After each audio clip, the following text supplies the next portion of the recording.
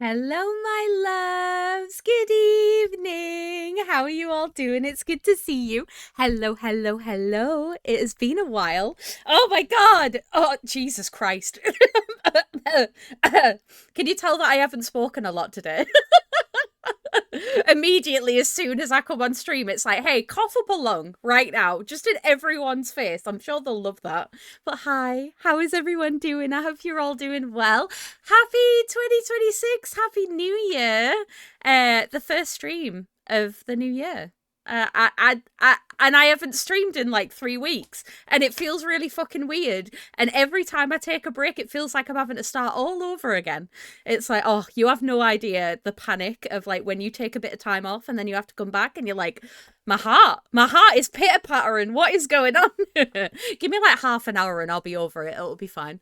But yeah, how is everybody doing? I hope you're all doing well. I hope that the new year is treating you right so far. If it isn't, that's absolutely fine. Guess what? Guess what? I don't follow the regular New Year, so it doesn't actually come till February for me. So if you wanna do that, you can as well. You're allowed. But yeah, I hope you're all doing good. How is everyone? What have you all been up to? I feel like I haven't actually like if this feels weird and it's going to take me a minute, but I'm excited. I hope you're all doing good. Let me say hi to everyone before I get too distracted. First of all, Locke, hi. Congrats on being first, darling. Happy first of 2026. You win. Though you don't win anything, but you win. Also, hi, Kirk. Congrats on being second. Happy second of 2026. Thank you. I appreciate you. Also, hi, Ralsei. How are you doing, darling? Thank you so much for the 10 stream streak as well. I appreciate you. How are you doing? Also, hi, Sparky, and hi, Synth. How are you both? I hope you're well. Hello. Who else is here? Cabbage is here. Hi, Cabbage. How are you, wifey? I hope you're good. It's good to see you. And the stinkiest man alive. There's me trying to be mean, being like, oh, what is that? No, thank you so much for the 60 months, Stinky. I appreciate you. Thank you so much. Thank you for resubbing. Oh, God. I'm on the iPad for group viewing. Oh my God, all eyes on Ratmum tonight. I love to see it. I love to see it. I'm so glad that you're all getting there, Synth. I have been keeping somewhat posted. I hope that everything's kind of settling down a bit now. I really, really do for both of you. It's been a year. It's been a year. It's been a time. Also, hi Toasty. How are you doing, darling? It's good to see you. Oh my God, Toasty. While I have you here, actually, did you know that you were one of the winners for the Christmas giveaway this year? I Before any of you asked, I haven't done fucking anything, okay? I haven't, and I am going to. I am, don't worry. Do not worry. I'm not letting this fall down the ADHD side of the fucking corner. But yeah, you were one of the winners, so congratulations. I'll DM you on Twitch at some point and be like, give me your address. But yeah, congratulations again to all the winners. I'm so sorry that I couldn't enjoy the last stream of 2025 with you all, because I got sick. I got, you know, the fucking Giga flu that everybody's talking about?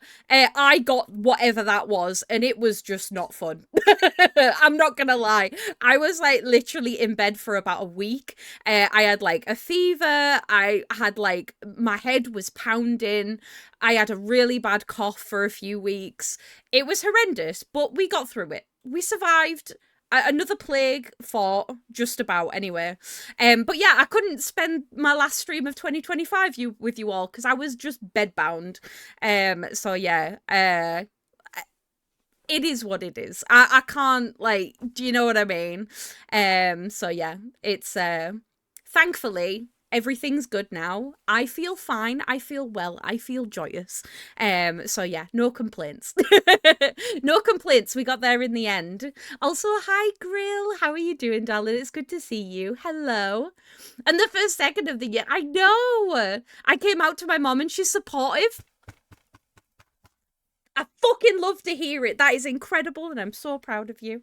That is amazing. Oh, I love that. Oh, honestly, it makes me so happy when I hear that people like come out to their parents and stuff and they're supportive. Like, don't get me wrong. If your parents not supportive, they can fight me, right? Okay, I am your mother, right? It doesn't fucking, if they're not supportive, I'm your mum now. Okay. But if they are, then great. If not, fucking, oh, fight me round the back of Tesco's or something. I don't know. But yeah, I'm so happy. That's amazing. That is like literally best case scenario always, and it makes me so happy. So congratulations.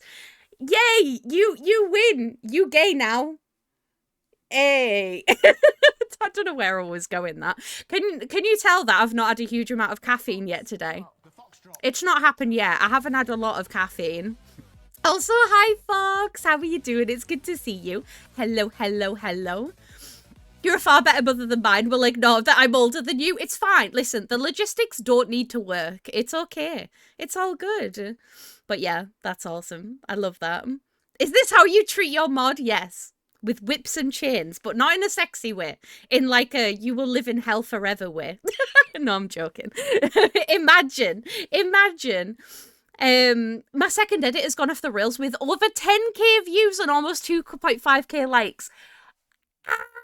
No, that's so fucking exciting. I have been living for watching your edits, so like please keep doing what you're doing. I love to see it. I love seeing people be fucking creative and passionate and just wonderful. It makes me so happy. So yeah, I'm so proud of you. That is amazing. That's not a little victory, that's a huge victory, and you should pat on the back just for you, my love. Living la vida nausea. Oh no, I'm so sorry. Believe me, as somebody that gets nauseous a lot, I get it. I do be getting it. I do. I hope it passes for you soon though. Do you at least have like nice snacks so that when it does ride its wave, you've got something to pick at, even if it's just a bit of bread, honestly. Just having something will be important. I live in the US, so you probably have to fight in the Denny's parking lot. Good news though, Toasty. I fucking love Denny's. Catch me out the back of Denny's, honestly. I'll go in, I'll eat some pancakes, I'll come out, I'll square up to your family members. Like, honestly, that just sounds kind of like a perfect day for me. I'm short and I can't run very fast, but I can try. Like, I'm willing. I've got all of the energy in the world. Denny's somehow feels like it would be home turf for Sarah, and I have no idea why. Okay, what you need to understand is I've been to Denny's. How many times have I been to Denny's now? At least 2 or 3 times, right? The last time I went, they had a claw game in Denny's, and it was the best thing in the entire world. I actually still get regularly, like, marketing emails from them, because I used their free Wi-Fi while I was there last, and they sent me an email around the time of my birthday, and they were like, come and celebrate at Denny's, and I was like, I live in the UK. Like, believe me, I would get on a flight, catch me getting a fucking flight from Leeds to the US. Oh, actually, maybe not. Sorry to all of my US people. Maybe not. Maybe to Canada. But catch me at the nearest Denny's. I'll be there eating my fucking weight in pancakes, because that shit's bussing. Like, it's incredible. Like, if they brought Denny's to the UK, I fear that you would have to roll me. Do you know what I mean? Like, it would just, that would be dangerous. But yeah, it would be my home turf, absolutely. It really, really would. Also, hi, Abs. Thank you for lurking, sweetheart. I hope you're doing well. You're powerful, though? I like to think so. I do try, anyway. No snacks, but got water. Okay, as long as you've got some water and maybe some anti-nausea meds, that'll do. Honestly, I'll be happy with that. IHOP would be better. I've never been to an IHOP before. Where we hopping to? Like, you hop, I hop. Where we going?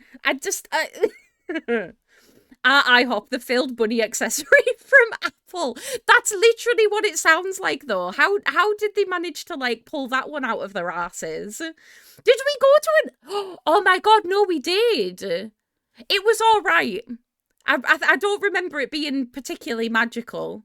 Did you know that actually when me and Josh were considering like what we wanted to do for our wedding, I did propose the idea of getting married in a Denny's, because that is something that you can do. You can go and get married in a Denny's right now. And honestly, in an alternate universe, I like to think that we did that. Like, it would have been cool as hell. But unfortunately, we live in the UK where it doesn't exist, so we couldn't. But yeah, something to think about. Yeah, I remember the pancakes being dry as well. I was like, I don't remember much about that day because I think we were all exhausted and some of us had heat stroke. But I do have vague memories of being there. Um they were perfectly moist and fluffy. I think it's one of those situations where like it's so different depending on what IHOP or what Denny's you go to. Like it's going to be very individual to whoever's working in the kitchen. Maybe. I don't know. It's like how so our alternative is Weatherspoons here in the UK. There's many jokes that you can make about Weatherspoons, okay, but it's cheap, it's cheerful, it does the fucking job, right? You can get alcohol all day, every day. They've got massive cocktails.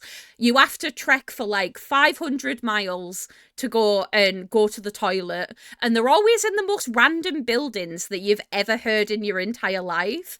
But it's interesting, but that's how I imagine it. Like Denny's is like the American version of Weatherspoons. Do you know what I mean? Like it's not it depends how you go. It depends. But yeah. Denny's has better pancakes in my experience, but I do hear IHOP's waffles slap. See, I'm not a big waffle gal. Pancakes all day, every day. Waffles, though, no. However, the fucking hash browns, the like griddled hash browns that they do, incredible. Haven't been able to recreate them at all. Also, hi Clover, happy New Year, darling. I hope you're well. Yeah, Weatherspoons is absolutely shy. It is not. It is not the vibe at all. I'm not gonna lie. Unless you're like a uni student that doesn't have a lot of money and just wants to go out with your friends and get wankered, that's kind of the only use for it. Do you know what I mean? Like it's just a bit mid. I think I've missed some messages up, by the way. If I'm missing anybody's messages, I'm sorry. I've got the ADHD buzzies today, and because I haven't seen you all in forever, we have so much to talk about, and I'm just so excited to be surrounded by my tiny gay people in my screen, and I love you. I have been literally buzzing off my tits all day to come and stream tonight. You have no idea. That, you know what? That's been my little victory for today. Being so excited to come back to stream. I actually considered starting earlier, but then I was like, no, you must restrain yourself. We don't want to like burn myself out before I've even started. But I'm so glad that I'm here, honestly. It's beautiful. I love you all. sorry to be calling you for a second, but I actually really like you.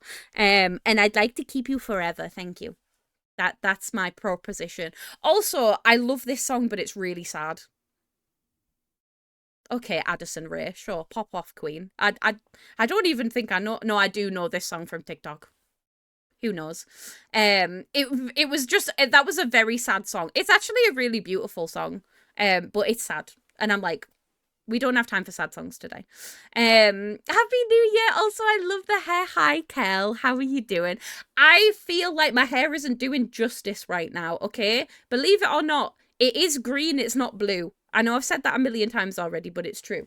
But I've got like green on the underneath and on my side shave bits, and then I got like a little green money piece.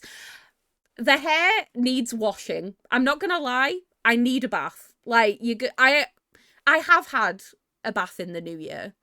I was gonna say I haven't yet, but I definitely have. But I haven't had time to like wash my hair yet, so I was like, do you know what? It's just gonna go back. It's just gonna go back, and we're gonna ignore it for now. So yeah, but thank you. I appreciate you. How are you? How's your new year going so far? I hope it's going good. Spoons is cheap though. Yeah, exactly. Breakfast isn't terrible, maybe for a post night out. Oh yeah, the amount of times that I've rocked up to a Spoons at like 7 a.m. looking for a full English breakfast is unheard of.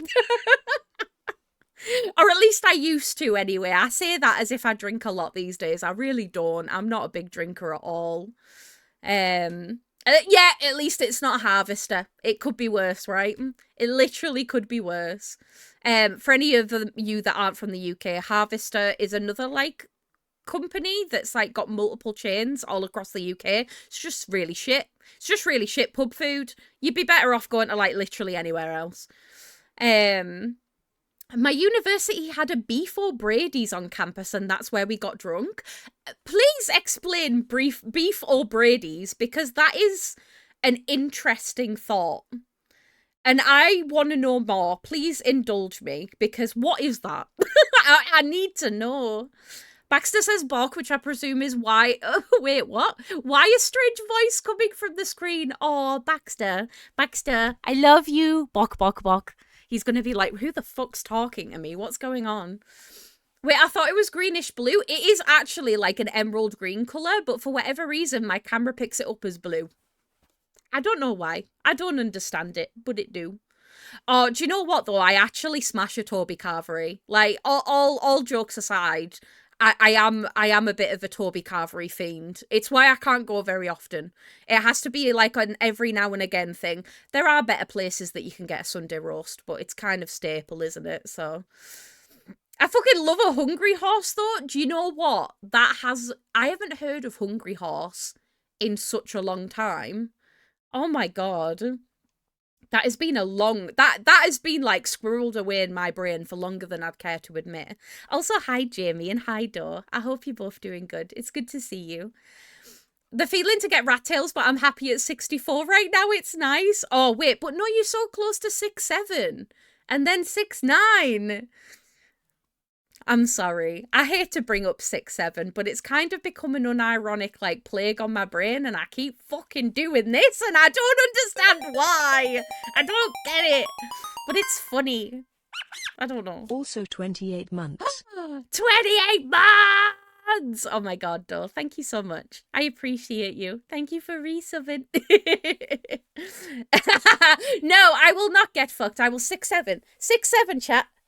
Why does it... Whenever somebody does this, it makes me think of a person with very large breasts. And I'm like...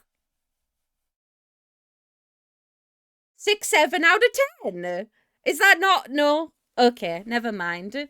Never mind. Also, yes, we do have some big happy birthdays to say in chat. It's Dor's birthday today. Everybody say happy birthday. Happy birthday, sweetheart. I hope it's been a nice and chilled one for you.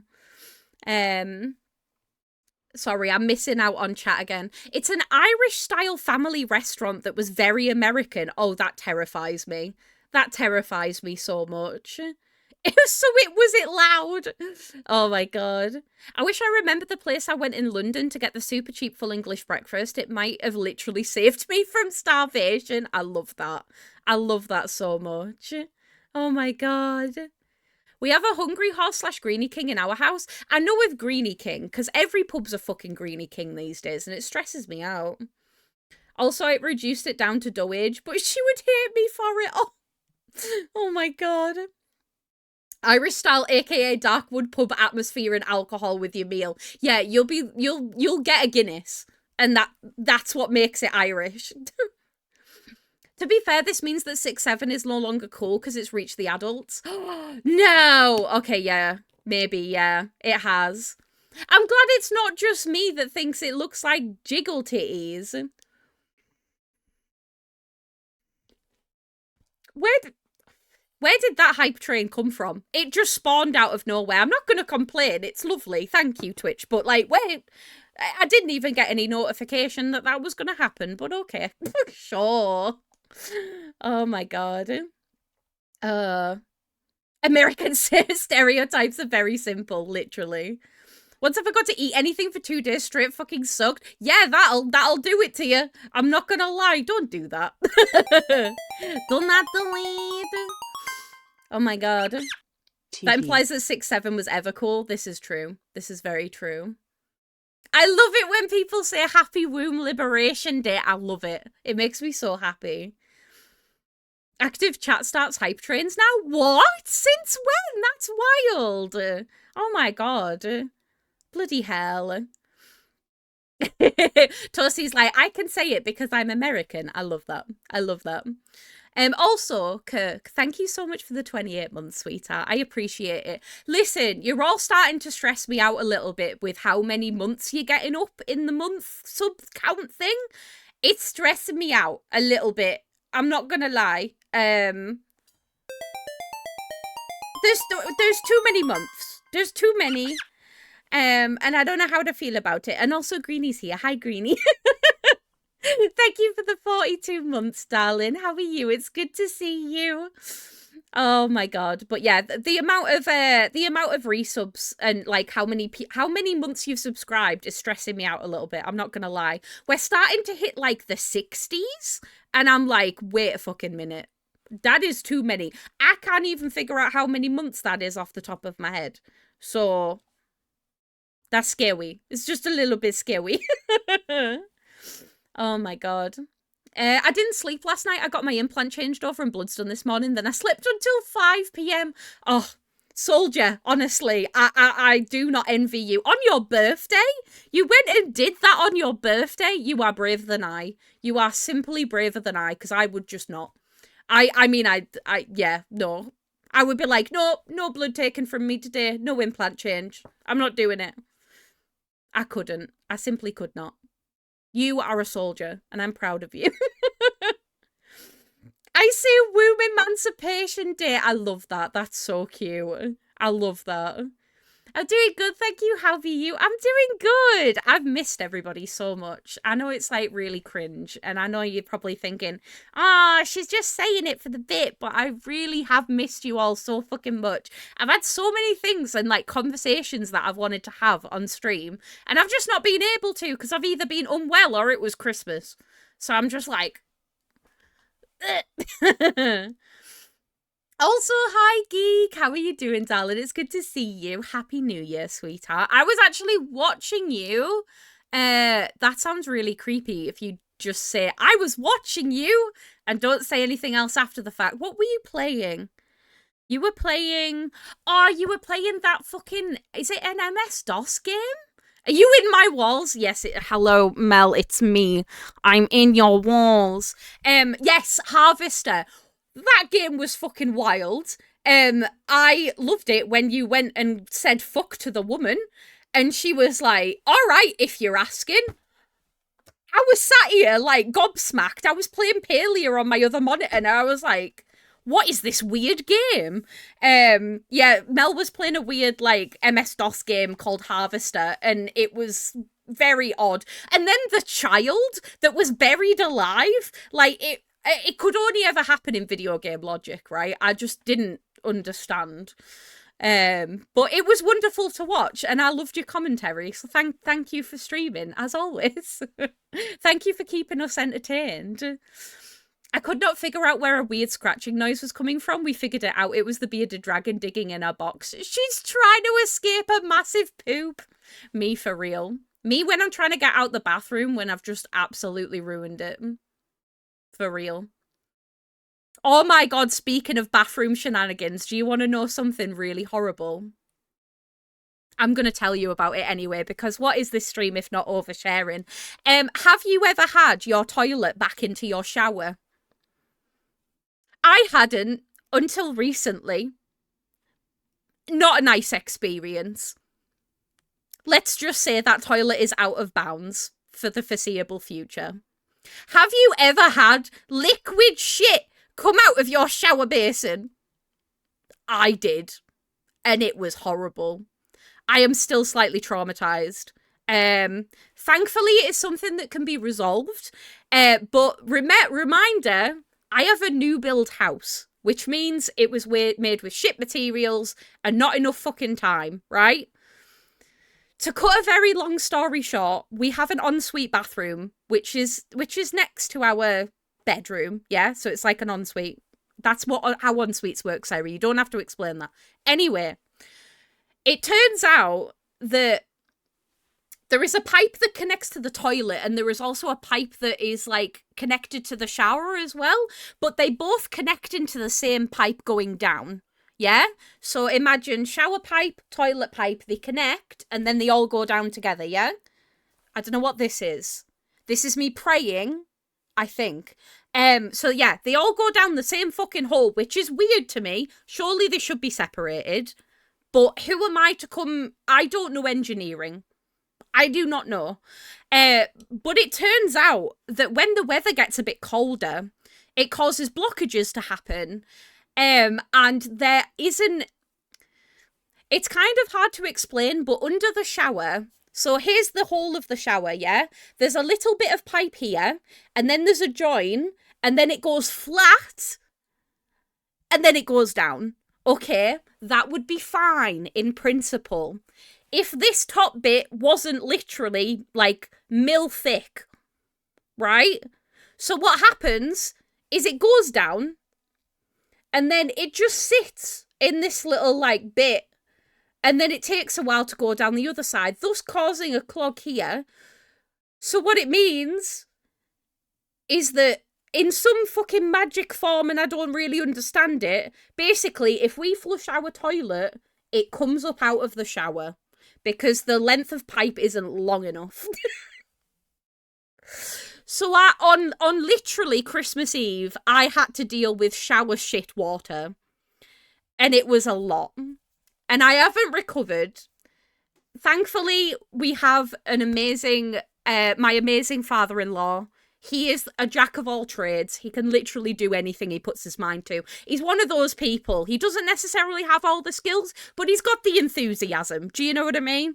In another life, he would have been like a masked lesbian with a drill. Do you know what I mean? Like, he's great. He's wonderful. He's going to resolve it for us. It's fine. We don't have to get a plumber out. Thank God. But it is basically going to mean that we're going to have to, like, reconfigure this whole situation. And I just don't recommend it. I just don't recommend that that is something that you do. So, yeah. That's the grim thing that I had to deal with on Christmas Eve. Do you want to know what else I had to deal with on Christmas Eve? Oh my God, you're all going to laugh at me. You're all going to... Right, I need you to promise me that you're not going to laugh at me, okay? If this doesn't prove that both me and my husband have ADHD, then I don't know what will, okay? Christmas Eve, right? A couple of days before Christmas, me and Josh had Christmas at home on our own this year. I see you all and I love you all. Thank you. I haven't seen her in a year. Oh, no, stop it, Chris. You're adorable. Thank you for the 9 months, sweetheart. Oh my God, we have a Twitch baby. That's amazing. Wait, I need to tell you this story. It's important, right? What? Listen. On Christmas Eve, right? Me and Josh have been going through the fucking wars between our physical health, between our mental health. It's been a rough couple of weeks, okay? So what we did is we were like, okay, we're having Christmas on our own this year. What we're going to do is we are going to book a food shop. It'll come Christmas Eve. Everything will be hunky-dory. Yeah? So anyway, because it was a few days before Christmas Eve, our brains just collectively were like, yep, we've done that one. We've ticked that off the to-do list. We don't need to think about it anymore. Because we've both been, like, in, like, just literally existing together, let's just say that that food shop was due to be delivered at 9 a.m. on Christmas Eve. What if I told you that both me and Josh woke up at 3 p.m. on Christmas Eve? Have you ever had to go to a supermarket on Christmas Eve? It wasn't good.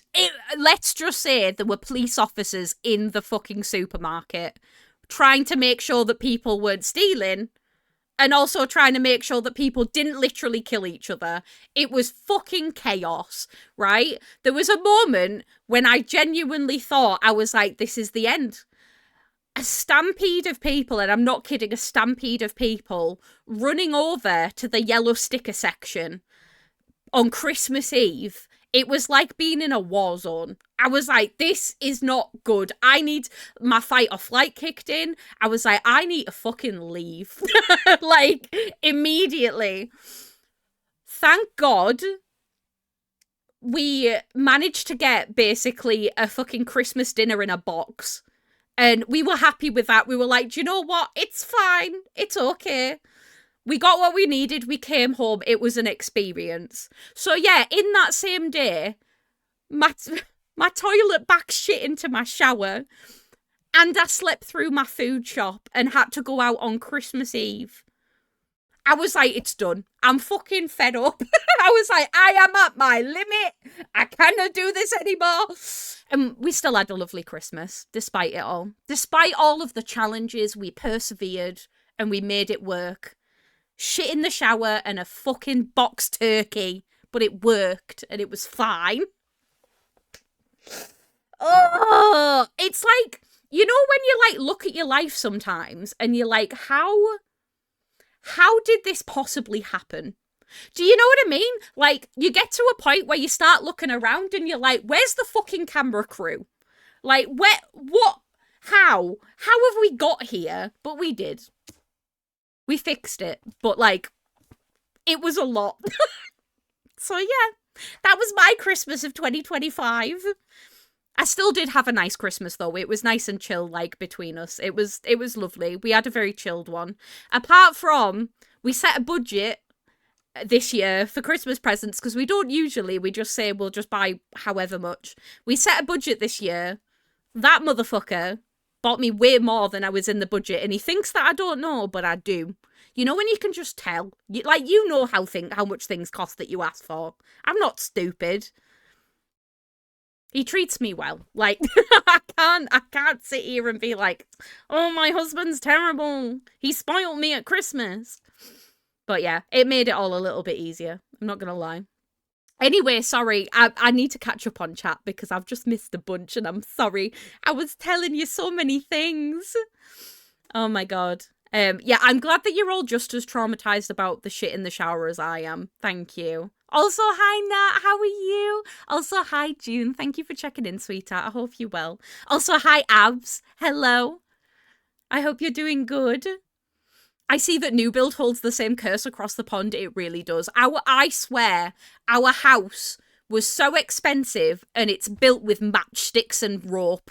Like, it's ridiculous. You could have a very light gale outside my house and it would fall down. Like, it's ridiculous. Unreal. Also, hi, Kaz. How are you doing? It's good to see you. Hello. Taking a shit shower and shave to a whole new level, literally. Literally. The fact that Sarah's here in 2026 is a victory in itself. The fact that you're here is a victory in itself. Love you, Abs. Also, Chris, thank you again for the 9 months, sweetheart. I really appreciate it. It's lovely to see you. I hope you're well. My brain has conjured images of a much older Josh in lipstick and a lesbian flag dress. Honestly, real. I feel like he'd suit that. Well, that's the other thing that we were really worried about, Sparky. It was like, what the fuck are we going to do if the supermarket's closed? We were literally in a taxi on the way to the only supermarket that we thought would be open. And the taxi driver, I loved him. He was fab. He was so sympathetic of our situation. We did fib a little bit and we said that they'd cancelled the delivery, not that we'd slept until 3 p.m. and we'd missed it. But imagine me and Josh bundling into a taxi at 4 p.m. on Christmas Eve, bearing in mind that we didn't even know that the shops would be open. And the poor guy sat there and he's like, oh, I don't know if that'll be open. Most shops close at 4 p.m. on Christmas Eve. And I'm like, if you don't shut the fuck up, we are going to have a problem. I was like, I am this close to losing my shit. Please, just give me some sense of relief. And then we got there and the lights were on and I was like, Jesus, take the wheel. I want to get off. I can't do this anymore. So yeah, that was my Christmas Eve. It was great. I'm still crying about it now. Last Christmas can suck it, bring on Christmas 2026. Do you know what? I fully agree.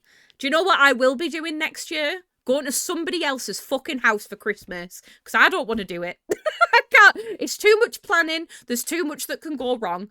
I don't think I should not be allowed to host Christmas. It's unreal. Ashton Kutcher appears, literally. As if by magic. Josh spoils somebody he loves. No, I know, literally. Glenn did the same, the budget. That's what I'm saying. I was right. And please tell me why. I love this man with all of my heart, right? I asked for like new jewelry, a few clothing pieces. Like I was like, don't go overboard. Here's a few things that I like though. I asked for some vinyls and stuff like that because we've got a vinyl player now and I'm trying to like build my collection. Tell me why I asked this man, what do you want for Christmas? And he said, Japanese storage boxes. What am I meant to do with that? What do you mean? So I literally got this man a set of 3 different sizes of Japanese storage boxes, and he was perfectly content. And I'm like, he's such a functional man, though. Do you know what I mean? Like, he loves functional stuff. He loves stuff he can use every day. And I'm like, I appreciate it. It's great. I love it. But also, can you just have, like, a fucking box of chocolates and be done with it? Like, just don't get it. I also got him a very nice bag. I got him a fancy bag because this man's been running around with a tote bag for the last God knows how long. And he loves his tote bag. He uses it like a laptop bag. And I was like, I'm going to get him a nice bag, a functional bag. I also got him some slippers. Oh my God, you're all going to piss yourself at one of the gifts though, right? I royally fucked up one of the gifts this year. And I'm still laughing. And Josh doesn't care. He's completely happy. I am like internally screaming about it. Okay, so I went to one of Josh's favourite websites, if you're interested. It's called Present and Correct. They do a lot of very interesting, like, stationery, some, like, fancier, more, like, unique pieces. Do you know what I mean? And I usually get something from there every single year, because he really likes the stuff from there. And I was on the website and I saw an art book of Soviet logos and I was like, that is my husband to a T. He fucking loves Soviet era stuff. He collects like things from that era. I was like, oh my God, I'm going to get him this art book. Turns out it was out of stock. And I was like, oh, that's really annoying. I'm sure I can just get it from somewhere else on the internet. It turns out that this book is only stocked in like 2 places ever on the internet, and both of them were sold out. So I was just like, listen, I can't make magic happen. That would have been a perfect gift for him, but I don't think I'm going to be able to do it because it was out of stock. So just on the off chance of it going back in stock before Christmas, I did the whole, you know, when you can type your email in and it'll like email you if it's available. So, about 3 days before Christmas, I got an email saying, guess what? This book that you want to buy for your husband that's perfect is back in stock now. You can order it. So I got on there so fast. I was like, add to bag. Fucking, I paid another lot of delivery because I'd already had a separate order on it. And I was literally just like, I need to get him this book. So I ordered it. I was so proud of myself. I was like, this is literally the perfect Josh gift. Like, he is going to be so happy with this, right? Come Christmas morning, we're sat together opening presents together. We do this thing where we like take turns opening presents. It's very cute. I like it because I like to be. I'm more excited about giving him gifts than I am receiving them. I'm just like I've noticed as I get older, I'm like that. I'm like I want to watch other people have enjoyment rather than like I feel anxious opening things. Which is so stupid, I'm aware, but like as I'm getting older, I appreciate giving more than I do receiving. Don't fucking go there, but yes. Anyway, Christmas morning, he starts. He picks out the gift. Right, it's still wrapped, and I say to him, "Oh my God, I have been through the literal fucking trenches trying to get you this." And I really hope that you love it. This is like the present that I'm most excited about, right? Just wait. He opens the gift, right? And I'm telling him about all of this rigmarole that I've been to try and get in this book and how it's not stocked in many places and blah-de-blah-de-blah. And he's just grinning at me.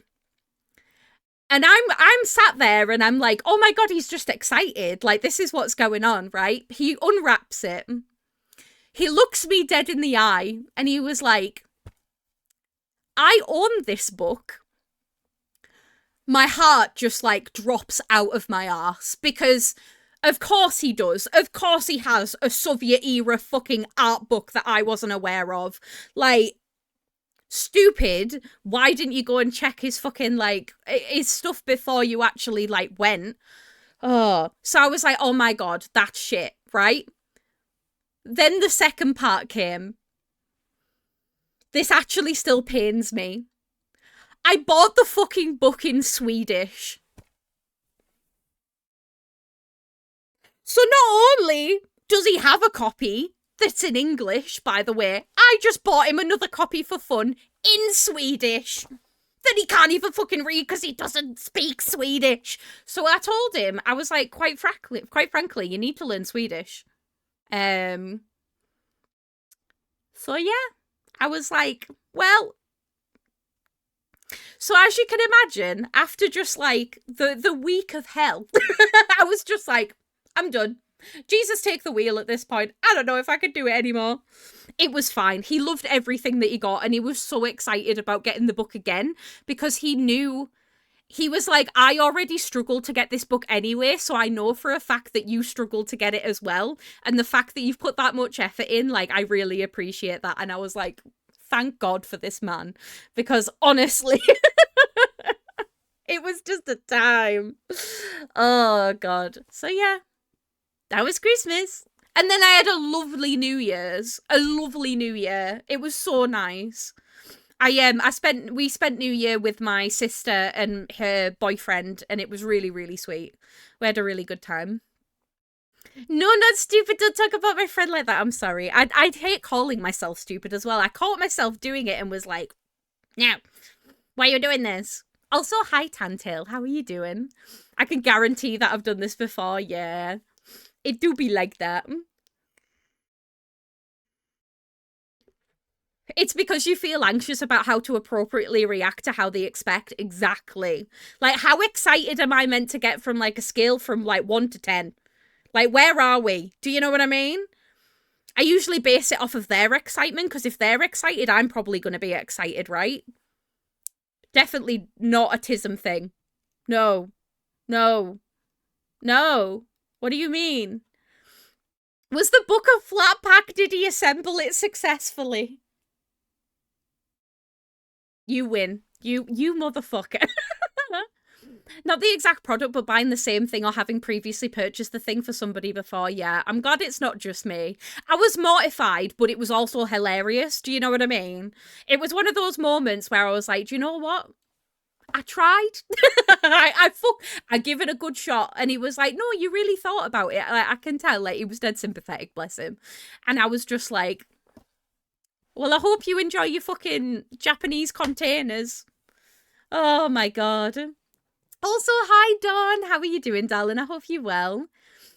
I know somebody else who accidentally bought a book in German for somebody.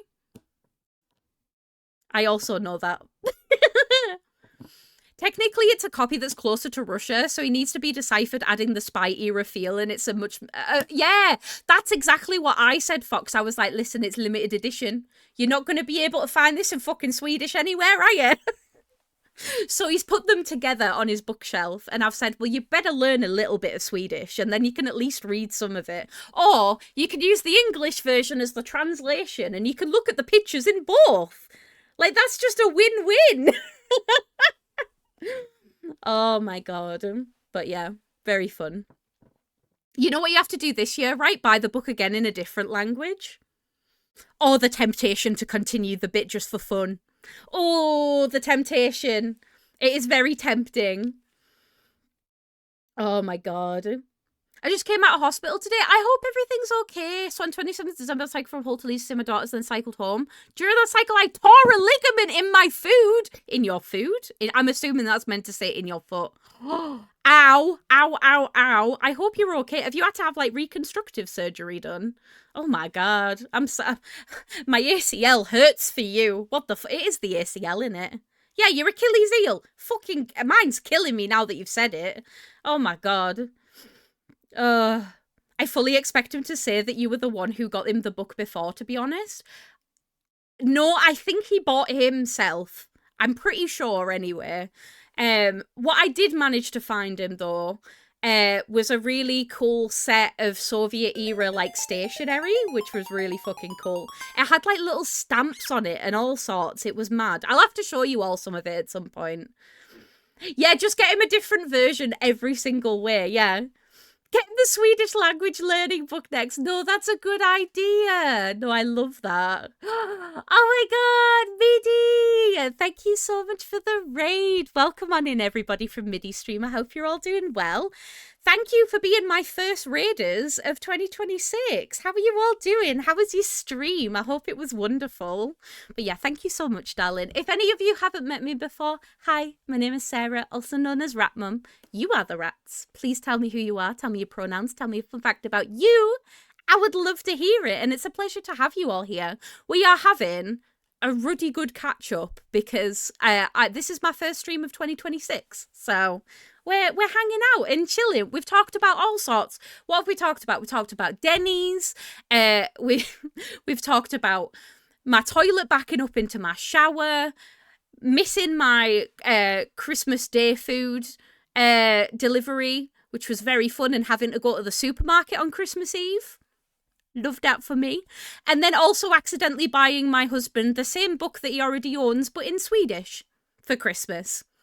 And being so excited that I'd found a really cool book that I thought he'd appreciate it for him to already own it.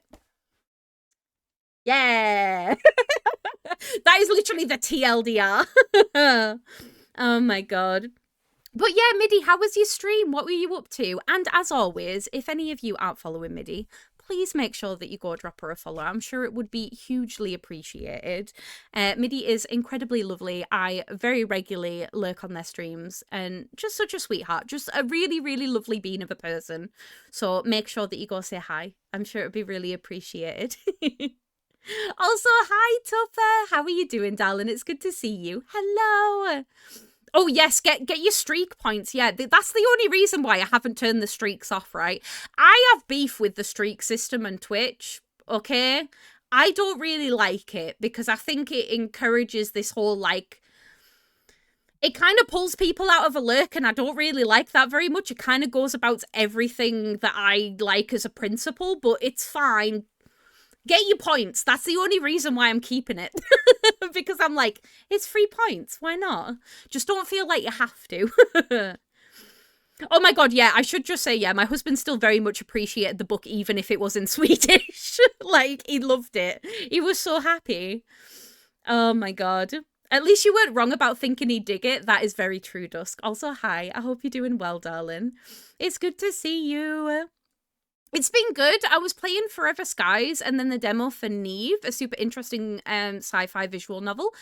Is it Neve or Neva? Or I feel like I'm probably mispronouncing it very, very badly. That's so cool, though. I hope you had a good time. That's amazing.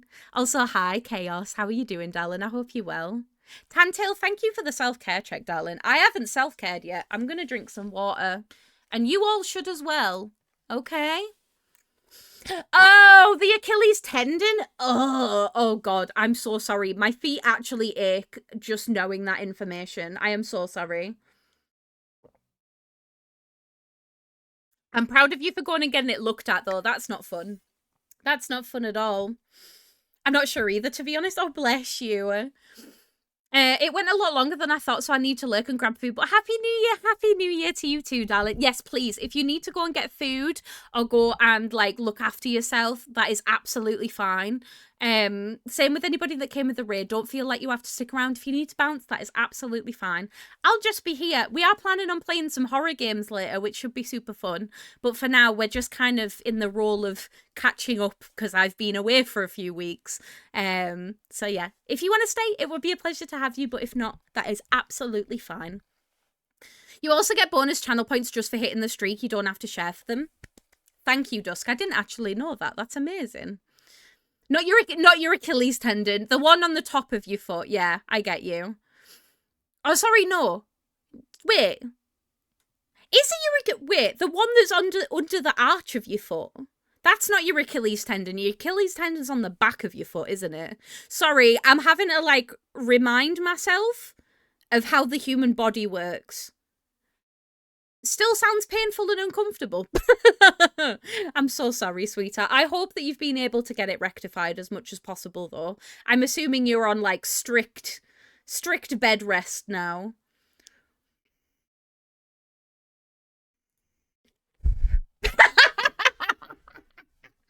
Yes, exactly. That's how I always remember it, because I'm like, what didn't that dude who was screaming about it? Yeah.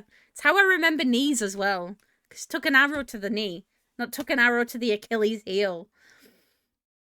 Oh, God. Yeah, around the back of the leg. Yeah, yeah. Can't weight bear on my right foot, but the 122 miles I cycled round trip to see them was worth it. Oh, you're such a good egg. But yeah, please rest. Look after your foot. Have it fucking elevated and like don't go anywhere. Like you're not allowed. It's strictly on bed rest from now on. Oh my god. It really is such a parent thing to say. So sweet though. Very, very sweet.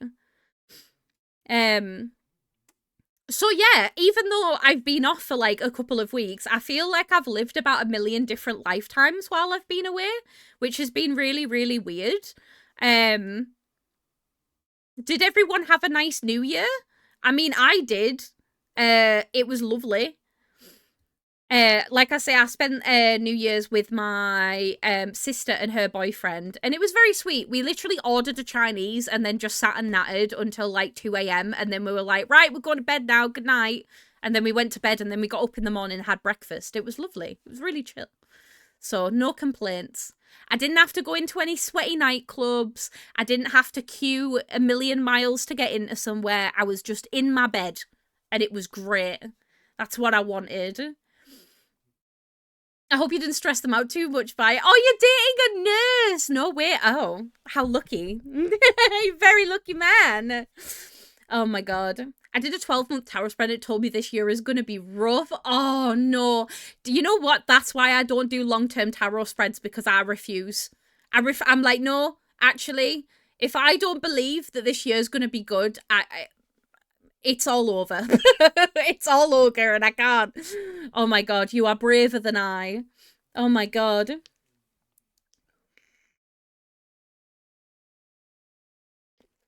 Yeah, exactly. You won't get away with avoided instructions. Oh, that's so cute. I love that though. Hell yeah. Explosions do be scary, that's very true. We neglected to think there would be fireworks on New Year's, so it was a mad dash to tackle Baxter and Synth anxieties. Oh, bless you all.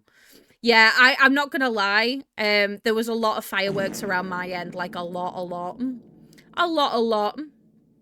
I'm just happy to see all of you. We're happy to see you too. I know, Abs. I feel you. I feel like it gets to like what? Like August, September time, and we're all just like it's gonna start to come back. Just think, it's not gonna be long until it's gonna be brighter days again. We're gonna have more sunlight. Like it's coming. I can fucking feel it. It's coming. We've just got to be patient. We've just got to get through this bit that's a bit wank, and then we can fucking do amazing things. But remember, right? I know I said this earlier, but we are still in the midst of fucking winter. You do not need to do anything. Put them New Year's resolutions down. Unless you want to, do not force yourself, okay? The new year doesn't start for me until February, right? So, quite frankly, you don't need to you just need to chill. You just need to be under a comfy blanket and vibe, okay? We are meant to be hibernating right now, okay? It's important. We had more before midnight, to be honest. Yeah, so did we this year, actually. But then it was like a big flurry for like 5 minutes and then it was done. Everyone was like, nah, I'm done now, bored. We are very interested in each other and optimistic about our future. I love that. That's so cute. My birthday is late in the year. It's the beginning of the year that my mood's always at its worst, but I stole the Walking Dead quote, just survive somehow. Do you know what? Yeah, I love that. I love that so much. Lots of people read about the Chinese zodiac and how 2025 was the year of ridding yourself of negative things. Do you know what? Yeah, I fully subscribe to that. I like went through a lot in 2025 and I'm like, do you know what? It was all kind of for the best. Like, so I am not stressing too much about it. I am not stressing too much about it at all. Listen, we are in the depths of winter. We should be hibernating right now. We need to just be cozy and warm and in our beds and resting as much as possible. So yeah. Don't feel like you have to do New Year's resolutions. Don't feel like you have to have all of your shit together, because quite frankly, none of us do. Let's be completely real about the scenario. We don't fucking know what's going on. Oh my god. But yeah.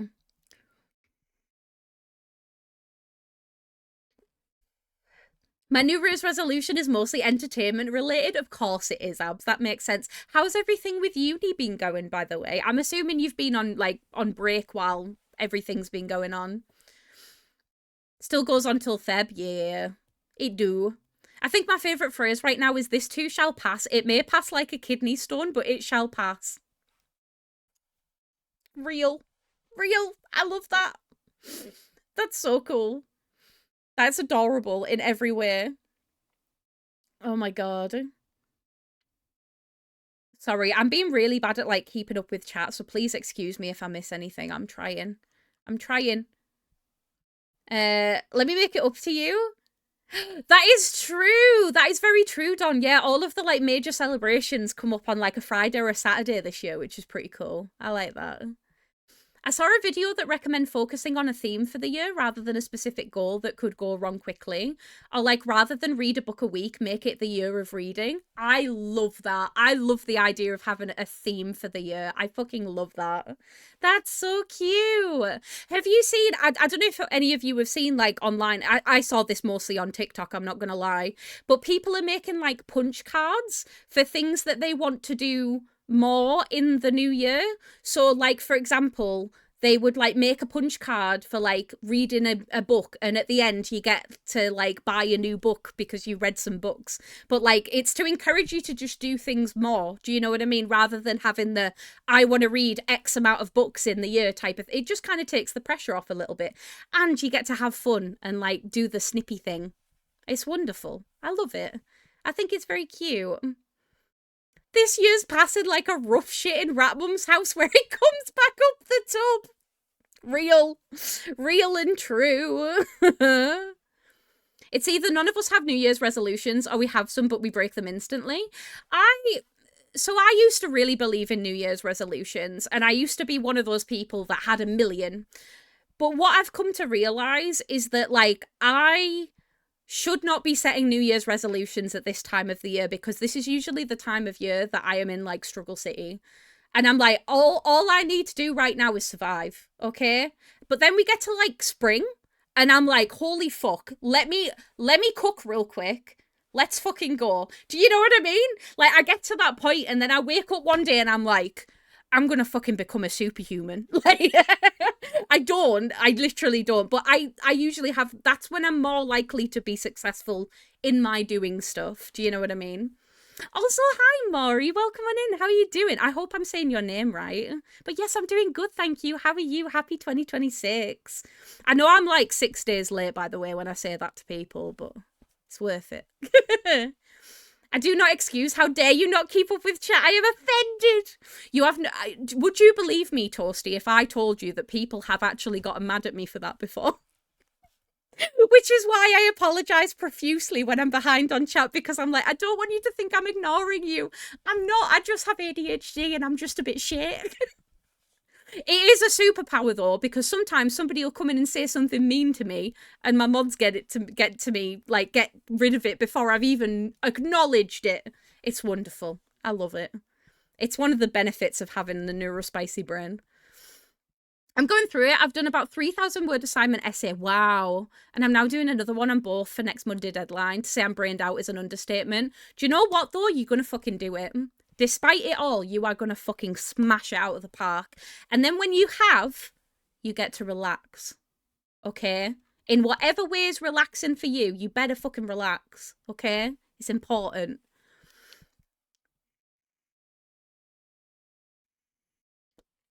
I'm definitely more fun this year. Yeah, I'm finding the fun this year. Last year was like, I had a lot of expectations for last year and it just didn't go as I planned. So this year I've just decided, fuck it, we ball. Like, we're just gonna try and figure it out, like, as we go, and I'm just gonna try and, like, sort of focus more on gratitude and appreciation for the things that I do have. Do you know what I mean? Like, just why do we put so much pressure on ourselves? It's so uncomfortable. Now, don't get me wrong, if you can perform well in those types of environments, absolutely, but it's not for me. It's not for me. I am done putting so much pressure on myself. I did, Locke. I did. I promise I saw. Thank you, though. I appreciate you. I know it kind of got buried by the sea. I did see. I got you. I sees you. Oh my god. I'm totally going to make a punch card for making emotes. I don't know what my reward could be, though. Anything you want. Anything that makes you happy, really. Anything at all. Zombie neighbor is here to say hi. Oh, neighbor, thank you so much for the 42 months, sweetheart. How are you doing? It's good to see you. Happy 2026. I hope you're doing good. My resolution this year is just to dance. I like dancing, so I want to dance more. There's a class I've spotted I could go to, and that's my fun goal for this year. And I'm so excited for you. This is what I mean. This is the type of things that you should be resolving for. Not like fucking keeping your house immaculate or, you know, like fucking going out for a run every week. If that works for you, then great. But let's try and think of resolutions as something to introduce more whimsy, more fun, more life into our everydays. Do you know what I mean? Like, just have some fucking whimsy in 2026, okay? This is my quest to you. Find a way to give yourself some whimsy. Is anybody else wanting to really go analog for 26 as well? I'm not gonna lie, I've been writing a lot more. I do be writing. I got Hobonichi. I'm very excited. Anyway, but yeah. But yeah, 2026, the year of whimsy. Let it be known. You're already a superhuman to all of us. Oh, if you knew. Oh, if you knew how many piles of laundry I have to put away right now. I appreciate that though, Synth. Thank you. I never want to sit here and try and pretend to be something I'm not. I'm not magic. I'm barely an adult toddling about the same as everybody else. But I try. And I think trying's half the battle. Yeah, that does sound painful. It does. People have actually gotten mad at you for not keeping up with chat. I'ma fight them. It's okay. They're long gone. You don't have to, but I appreciate it. But yes, it has happened. I also got told off once because I refused to... I called somebody love. Now, as you all will know, I am Northern. I call everybody love, sweetheart. I tell people that I love them regularly and it's like a platonic thing. Like, I'm just Northern. I'm just nice. Somebody actually got mad at me once for calling them love. And I was like, well, what do you want me to do? Like, fine. So I was like, okay, maybe this isn't for you. Just maybe. Oh, you have no idea, honestly. I've been very chill about the new year. I'm glad. Yeah, absolutely. Did you read my resolution? I didn't. 1 second. One sec. What was your resolution? What was your resolution? Wait. Post it again for me because I've lost it. I don't know where it is. I'm sorry. Pop it in the chat again. My relaxation is when I buy a new TV this year for my birthday, which has been 15 years in the making. Hell yeah. Hell yeah. There was a bit of a health scare in my family a couple of days before Christmas, and it really shifted perspective about what and who really matters more than anything else. I also had something very similar happen in 2025, and it really makes you think, doesn't it? It's mad. But yeah, I totally get that. But yeah, you just kind of realize that we're all just like on this floating rock and nothing matters. Nothing matters, but like everything matters at the same time. But it's what you put like it's what you put your heart and your soul and your fucking like everything into that's important. And get me on a fucking TED Talk. I want to talk about it. This is very important. But yeah, no, it's situations like that where suddenly you just like, wow. It's really not that deep, is it? It's really not that deep. So yeah, it's good. I got home from a difficult blood draw for kid and did a naughty no mask 3-hour nap. So naughty of you. It's all right. I took my mask off in the middle of the night when I was asleep last night. Sleep apnea crew, unite. Let's go. 2026, the year of whimsy. Exactly. Do you know what? I'm going to pin that. Thank you, Rousey. That is getting pinned for the rest of stream. The only goal I have this year is to draw at least one little thing once a week. I love that. That's so cute. Please do draw more, Locke. Like, you are an incredible artist, and I haven't seen any art from you in a hot minute, so I want to see. I want to embroider and cross-stitch more. I love that. Kirk, I love seeing your, like, fiber art in every single form. It makes me incredibly happy. The year Kingdom Hearts makes a comeback? Who knows? You never know. Which includes working on a whip for 5 minutes or something? Absolutely, yeah. I got my fabulous planner today and a few more other things. That shop is dangerous. Tell me about it, right? Whenever I go in there, I'm like, I need to be very, very reserved. And they always give you free shit. And I'm like, I love you, but like, please. Like, they're a family-owned business. And I'm like, please, it's okay. And up next to the laundry I dumped on my bed before I left today to try and force myself to get it done. Real. Real and true. Real and true. Really, that is interesting? It is. It really is. Being from the southern USA, I call everyone hun. So do I, or darling. Like, it's just terms of endearment. I don't mean it. It's not deep. Like, it's like, I'm also, like, I tell my friends that I love them as well. Like, I love you is not subject to, like, just my husband or just, like, my close family. Like, I love so hard. Don't say it. But, like, do you know what I mean? Like, people need to know. So if I ever tell you that I love you, it is purely platonic, but, like, it's interesting. My resolution is to come out more to people, especially my family, and just be more openly bi and envy. I love that. That's so cute. I think my theme for 2026 is creation. I saw my first real artist milestone of randomly drawing a penis out of boredom. 10 out of 10. 10 out of 10. We love to see it. I think wanted you to call them bitch. Yeah, probably. My resolution is to come out to more people, especially... I already read that. Sorry, I was absent-minded and I didn't actually read who it was by. Toasty, I fucking love that for you. That's amazing. That is beautiful. And I love it. My theme for 2026 is closure. I want to finish at least 10 video games, 10 K-dramas, 10 Chinese dramas, and at least 3 big anime, One Piece, Naruto, and Bleach. And maybe at least 5 Hollywood TV shows.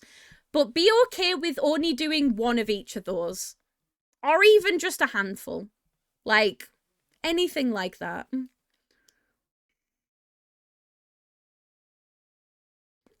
I'd be making out. I could show you anytime. Well, you know where it lives. No, I would genuinely love to see that. That would be amazing. I'm really hoping I can make 2026 the year I finish writing a book. That is incredible. I love that. Absolutely. Keep us updated. Let us know how you get on. And like I say, even if you can't do the entire book, even if you just do a page, half a page, just like, let's start at the bottom and just see what happens. Do you know what I mean? It's very cute though. I started off the new year by exporting all of my photos off of Facebook and deleting the app. Yes. Yes. I can't fucking deal with Facebook at the minute. I'm not gonna lie. I am this close. I'm like, I only have it for like family, but like, it's interesting. Thanks to both you and Do. I call all my friends bestie. I love that. That's cute. The one I want to finish is High Fantasy. Ooh. Yes, Abs, go look on their website. It's amazing. Yes, get your tabletop off the ground. Absolutely. I love this. I love seeing people getting excited about the things that they love. Like, oh, it just makes me so happy. Honestly. You bunch of cuties. Abs, come to Leeds. I'll feed you. I'll feed you. I got you. My theme is movement. I want to start working out more again. I want to switch jobs. I want to pursue some side projects and just do some stuff that I've been sitting on for a bit. Incredible. Incredible. And I have no doubt that you will do it. Title of your sex tape. I was waiting for that. I was like, it's either going to be you or Apex. I don't know which one, but it's going to be one of you two. Thank you. They did give me a free make your own notebook and a tote bag. That's so cute. What games is everybody looking forward to this year? fucking Resident Evil Requiem. Give it to me now. Give it to me now. Resident Evil Requiem, also Fatal Frame Remaster. There are so many more, but the ads are coming, and I'm very conscious of the ads coming. They have bottles and carry cases. Oh my god. Oh no. Oh no. Are we all going to spend lots of money on stationery? What is this? No. Your desire to see my art got me out of bed finally. Love you. That's amazing. But yes, please. Absolutely. Oh my god, yeah, the Fable reboot. Tell the ads to respect our rights. I've snoozed them 3 times. I can't snooze them again. I wish they did, but they do not. It's so sad. They said they're going to give us a release date this year. That's so exciting. But yeah, I tell you what, while the ads run, I need to take a quick break so I can drink some fucking water, okay? I want you all to get hype and chat about what games you're looking forward to for 2026. And when we get back, we'll talk about them, okay? I will be back. I will be back. I'll see you in a minute.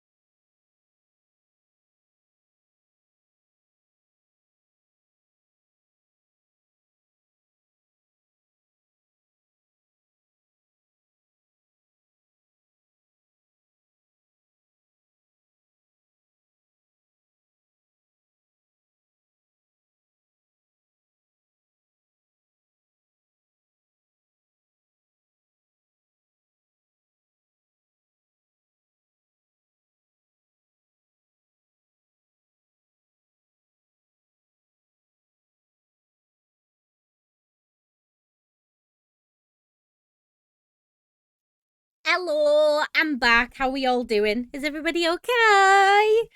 Do you ever just like go on your ad break and disassociate in front of the camera? That was literally me. I was literally sat here like this. I was like, this is a recreation of what I was like on the ad break. Literally that. If you're ever wondering what streamers do when they're on their ad breaks, mostly that, and also vaping, of course, because I can't like talk and vape at the same time, unfortunately. Oh god. Right, let's see what games everybody's excited for. Also, Greenie, thank you for gifting a sub to Ralsei, sweetheart. That's very kind of you. Riley, I hope you enjoyed the gift sub. Also, Neon, hello. Happy 2026. Happy 2026 to you, darling. Thank you for the 18 months. I appreciate you. Thank you so much. How are you doing? It's good to see you. Oh my god. You know that outtake from Toy Story when Barbie's like, my cheeks hurt from smiling too hard? That's literally me right now. Literally me right now. You all just make me so happy. I'm so happy to be here. Like, so much energy. All I know about Fable is Chicken Chaser and like Evil Horns or something. I only played a little of one game. You need to play the Fable games. They're very, very good. They're amazing. The boyfriend and I discussed getting those communication buttons, but I don't think he realizes every time she goes through the house yowling, she hushes if you pick her up and love her. So basically, she just wants attention. And honestly, same. Like, real and true. Do you know who I fucking love that has communication buttons? You might have seen them on the internet, probably on TikTok. I can't remember his name, but he's a pig, and his owner has taught him how to do buttons. And my favorite button ever is he has this button and he presses it and it goes, dance for me, mummy. And she picks him up his little feet and like dances with him. And then he's got another one, it's like ice cube, because he loves ice cubes. And oh, it's so cute. It's so adorable. Did you know that I used to have a pet pig? Is that something that I've ever told? I'm sure I've told you all about Winston before, right? Okay, let me break it down. We had a pet pig very temporarily for like a few weeks. It didn't go well. It was while the like, you know, the micro pig trend was going on about. I may or may not, right? Bearing in mind I was a teenager, right? And my mum was a single parent and she's wonderful, but she maybe didn't consider the logistics of how this would work. We were watching a program about micro pets, and believe me, micro pets don't fucking exist, okay? They're not a thing. We may have fallen into the trap, and I may or may not have convinced her to get a micro pig. It wasn't a micro pig. He was not. And we had him for about 3 weeks. My mum had bought him from a farm. And she had contacted the farmer and said, hey, actually, I don't think I want this animal, but I don't want to just like pass it on to somebody else. Will you take the pig back? And he was like, no, I will not take the pig back. It was final sale. So my mum and my auntie got in the car together with the pig and they did a drive-by pig drop-off at the farm. He was in the pen, he was fine. But they literally, in the dead of night, went back to the farm with the pig, put him back with all of his friends, and then left. And that is literally one of the, like, most mental stories that I swear is true. Like, you can ask my mum. Winston did not deserve that. There were many reasons why we couldn't keep Winston. The main one was we had a dog. The second one was my mum had no impulse control. Like, I'm not willing to sit here and say that, like, it was a good decision, because it wasn't. Do not recommend. But yeah, I have pictures of Winston somewhere. I'll have to dig them out. But he was a very sweet little guy. He was like a tiny dog. Honestly, he was really chill. But yeah, love Winston. What were we talking about? Oh, the communication buttons. Yes. I'm looking forward to the new Control game. Toasty, what if I told you that I'm literally playing through the first game right now? And I'm very much enjoying it. It's good so far. I'm really enjoying it. I started the playthrough on stream, but I've continued it since offline. And it's been really fun. I've been really enjoying it. I'm hoping to have the first game done in time for the second one. That's my hope anyway. She was doing a house meow toes and I pulled her on my desk and now she's doing the other things where she purrs so hard she vibrates. Cats are so fucking cute, man. Honestly, they're adorable. I wish Josh wasn't so allergic. It makes me sad. There's a few I'm looking forward to. I have some listed on Steam, like Dead Stick and Join Us. Ooh, I've not heard of either of those. What are they? I'm personally looking forward to Resident Evil Requiem, same. Replaced, I don't think I've heard of that one. Forza Horizon 6, Control Resonaut. I'm so excited for Cult of the Lamb Haven as well, and Pragmata and Racoin. They're going to be awesome. They're going to be so fucking good. They're going to be so good. I've played and beaten all 3 of the previous games. I love them so much despite their flaws. They're very funny. They're very funny. I feel like you've mentioned Winston, but I think I missed that he was a pig. Yeah. Yeah, poor Winston. He didn't deserve that. My mum absolutely was... It was a hard time, okay? Like, she was a single parent to 2 children and she'd just gone through a divorce. Like, I don't mean to, like, you know, sort of fix her actions by any means, but, like, it was a lot. My favourite was the cat who called Mom, and when she came, the cat was basically asking, where the fuck are you, I called. The mom apologised, was watering the plants. Mom, come soon. His paw hovered over Mad for a few seconds, but didn't press, then pressed love you. I swear, animals are way smarter than we give them credit for. Like, they really, really are. Also, hi, Moon Elf. How are you doing, darling? Thank you for checking in. I appreciate you. It is a wild ride. It is. Dead Stick is an outback bush flight simulator, and Join Us is a game where you and your friends start a cult. Oh, that sounds amazing. I want that one. I want that one. No, I don't think so, Sparky. He's... It's short-haired animals specifically that he's allergic to. He was also allergic to the rats when we had the rats. His allergies have gotten a lot better since obviously we've not had the rats. Can we just talk about how it's been like a year? That it's like, can we talk about the fact that it's been a year since I have had rats? Like, where did the time go? I don't know. It's been a year. Like, I literally rehomed my last 2 rats at the beginning of 2025. It's been a year. I was sat and I was thinking about it the other day and I was like, wow. I was looking back at, like, I went through my, I have, like, an album on my phone and every year I go through all of my pictures and I create, like, a highlight reel almost. And I was going through my one for, like, last year and I was like, oh my God, there's no pictures of the rats in there.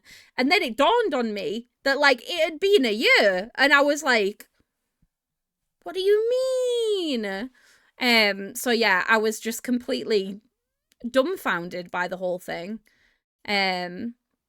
Oh, also, I bought myself a Kobo e-reader finally as a Christmas present. Nice! Are you enjoying it so far? I have a Kindle, and I do like it a lot. But I want to get maybe like a not Amazon e-reader at some point. So let me know how you feel about it. I want to know. Speaking of books, though, I'm back on my reading bullshit. I started a book just before Christmas and then finished it in the new year. So I'm counting that towards my goal for this year. My goal being that I read 1 book this year. So I've already achieved 1 thing this year, which is really fucking cool. But I bought a new book, actually. I went out the other day and I did like a little self-care day. And I ended up picking this up. It's Hungerstone by Kat Dunn. This is based on Camilla, which is the book that inspired Dracula. But it's like rewritten somewhat more modernized, and it's also very gay. So if you like vampires and you like lesbians, I'm like 7 chapters in so far, and it is good. I don't know how spicy it's gonna be, but it's very good so far. It says, also it's set in the Peak District, so... Yeah, I found this out, Loxy. I didn't know. I had no idea because it's literally described on the back of the book. It says, Hungerstone is a compulsive sapphic reworking of Carmilla. And then I think it was Dor said to me, she was like, that is also based on lesbians. And I was like, oh, that's strange. Because they've used that as like a point to like say on the backs. That's why I was so excited about it. Because I originally saw the front of it and was like, oh, that's really pretty. And then I read the blurb. Is it the blurb? Is that the blurb? I can't remember. I read the back of it and I was like, oh, that's really cool. But yeah, Camilla was already it was already based on lesbians. So I don't know if this is just more lesbian. But I'm enjoying it so far. I'm quite a few chapters in now, about 7 chapters. But do you want to know what's really annoying? I bought the physical copy. The next day this went on Kindle Unlimited. And I was like... But I'm happy now because I've got the book so I can pass it on to somebody else and be like, I think you should read this. So that should be fun. That should be a good time.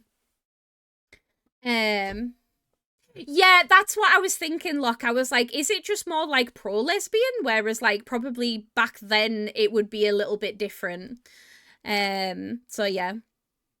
Cannot say enough good things about it so far. Highly recommend. Feel free to DM me as well if you'd like more info on it anytime. Thank you. I appreciate you. Thank you so much. I absolutely will. Lesbian vampires, you say, excuse me while I sneak over to Amazon to obtain a link and drop it on the D&D Friends Discord for my fellow LGBT vampire fangirls and fanboys. Do it, absolutely. I do recommend it. It's very good so far. I'm enjoying it. The TLDR is it's about a woman that is married to a man that doesn't really love her anymore. But she is expected to uphold the house. They're quite like well off and posh.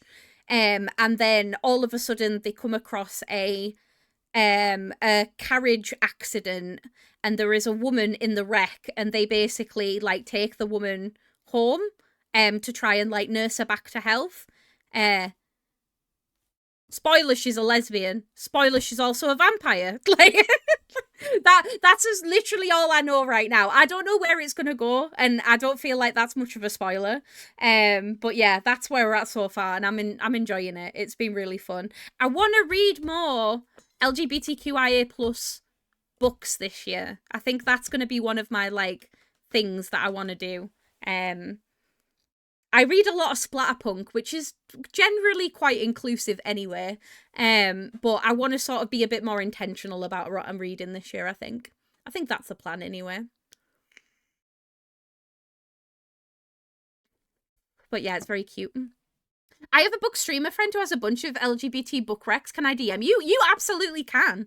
I have my DMs on. So yeah, absolutely. Please do. Also, Locke, thank you for being so patient. I still haven't forgotten about your tarot reading, by the way. While I'm on doing Locke's tarot reading, would any of you, the rest of you, like a reading to start off the new year? You don't have to. It's okay if not.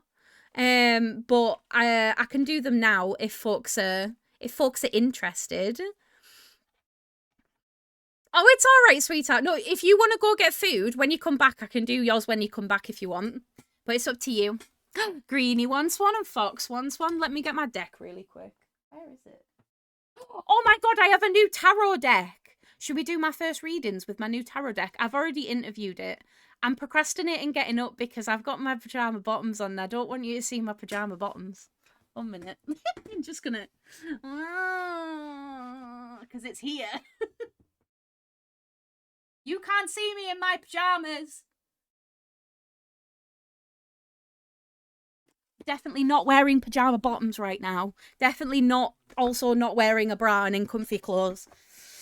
I mean, what would you expect? It's my stream, let's be real. Oh. You disinvited him? Oh my god, right, look at this. Look at this. Look at how pretty it is. Also, wait. 1 minute. Actually, Josh, while you're here, do you want to come and say hi to everybody? Considering you haven't seen everyone since 2025? Do you want to pop in before I do these readings and just say hi for a minute? I just thought then, I just had a moment where I was like, you haven't actually seen everybody. I can hear him moving. But look at how pretty these are. They're fucking like metallic on the edges. They are metallic on the edges and I'm so excited. But yeah, this is my new tarot deck. It's called the Rainbow Tarot Deck. It's so cool. But yeah, they've got the rainbow edges. And then all of the cards are like these beautiful illustrations. And I'm obsessed. I'm absolutely obsessed. Look at the pretty shinies. They're so cool. I'm so excited to do readings with them as well. It should be new. Do you want to sit down? Just sit? Yeah, go on then. Yeah. Are you not doing a reading? No, I'm going to, but I was going to give you 2 minutes just to say hi and Happy New Year to everyone. Okay. Unless you don't want to. That's okay. No. He's like, I wanna say hi. Okay, let me swap. Let me swap with you. Oh no, I dropped the bottom of the box. There you go. You know that Dora isn't joking. No, I know, it's fine. She's actually just invited me. I'm not allowed to come anymore. No, it's fine. It's okay. Yeah. Unless I get you a McDonald's. So, yeah, this is the imposter jumper. How are we doing, friend? Yeah, this isn't the real orange jumper. This is the fake one. How's everyone doing? We've got Grill, we've got Sparky, we've got Synth. Got whole things in here. I'm alright. I'm just old and broken and in pain. No, be honest. What? Be honest as to why. Basically, I should have always been using one of these, and then I saw an occupational therapist, and she was like, "No, you should have always been using one because you need it." And then I started using one, and I was like, "Wow, holy shit! Everything doesn't hurt all the time." It's almost like using the accommodations that you need to use at the time helps. Yeah, I know, right? So I got a stick now. No, I don't normally use it in the house, but I'm having a really bad pain day because it's cold. So, and for reasons that Sarah can explain, I've had to have all the windows open on this floor all day. Oh, I told them about the poop explosion. Oh, the fucking poop explosion! Chat. Yeah, so I've had to leave my window open to get rid of the poop smell because my office is directly below the poop smell. You look dapper as hell. Thank you very much, son. It's good to see you. I'm looking a bit dishevelled, if I'm being totally You honest. are looking. Your hair's grown again so quickly. Yeah. We need to shave it off again. We do. But anyway, yeah. I'm glad you're doing all right, friends. I've got a question for chat. It's a really important question, and I will take like only the early answers, which is Dor said that I'm not allowed to come to a sleepover if I don't get my wife a McDonald's. Should I get my wife a McDonald's, chat? That's so dramatic. Should I get my wife a McDonald's? Should I do it? I'm looking at my wife and she's not shaking her head. Why don't we literally picked out food for dinner tonight? Did we? Yes. Everyone says yes, so Okay. I'm gonna have to get you a McDonald's now. Yeah. They've all said it. They'll be disappointed if I don't. They'll be like, "What? Why would you do that?" Like, We literally picked out food for tonight, though. yeah, I know, but they all say that they all say you want You're McDonald's. the worst. I know, We literally picked food out. and I already ordered it before I came into the room anyway. Oh, So fair enough. Dor peer pressured me. Peer pressure. Dor bullied me into doing it. It's not snowing. Is it? Oh. Don't perceive me in my pajama bottoms. She's wearing pajamas, chat. So am I. Look. Yes. Don't get your feet out. I'm not getting my feet. It's bold of you to assume I can get my feet that high. She's not lying. It's not snowing. It's not snowing, chat. I have bad news, chat. It's not snowing. Why do I look so washed out? You don't. I need to adjust your colour balance. I look like a vampire. I'm going to go around biting necks. Why did you make the villager sound? Say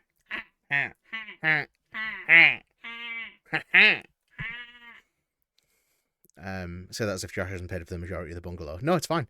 I told you. People can pay me back if they want. Like, sun-deprived skin from winter gloom. Yeah. Yeah. Yeah. And poop smell. And poop smell.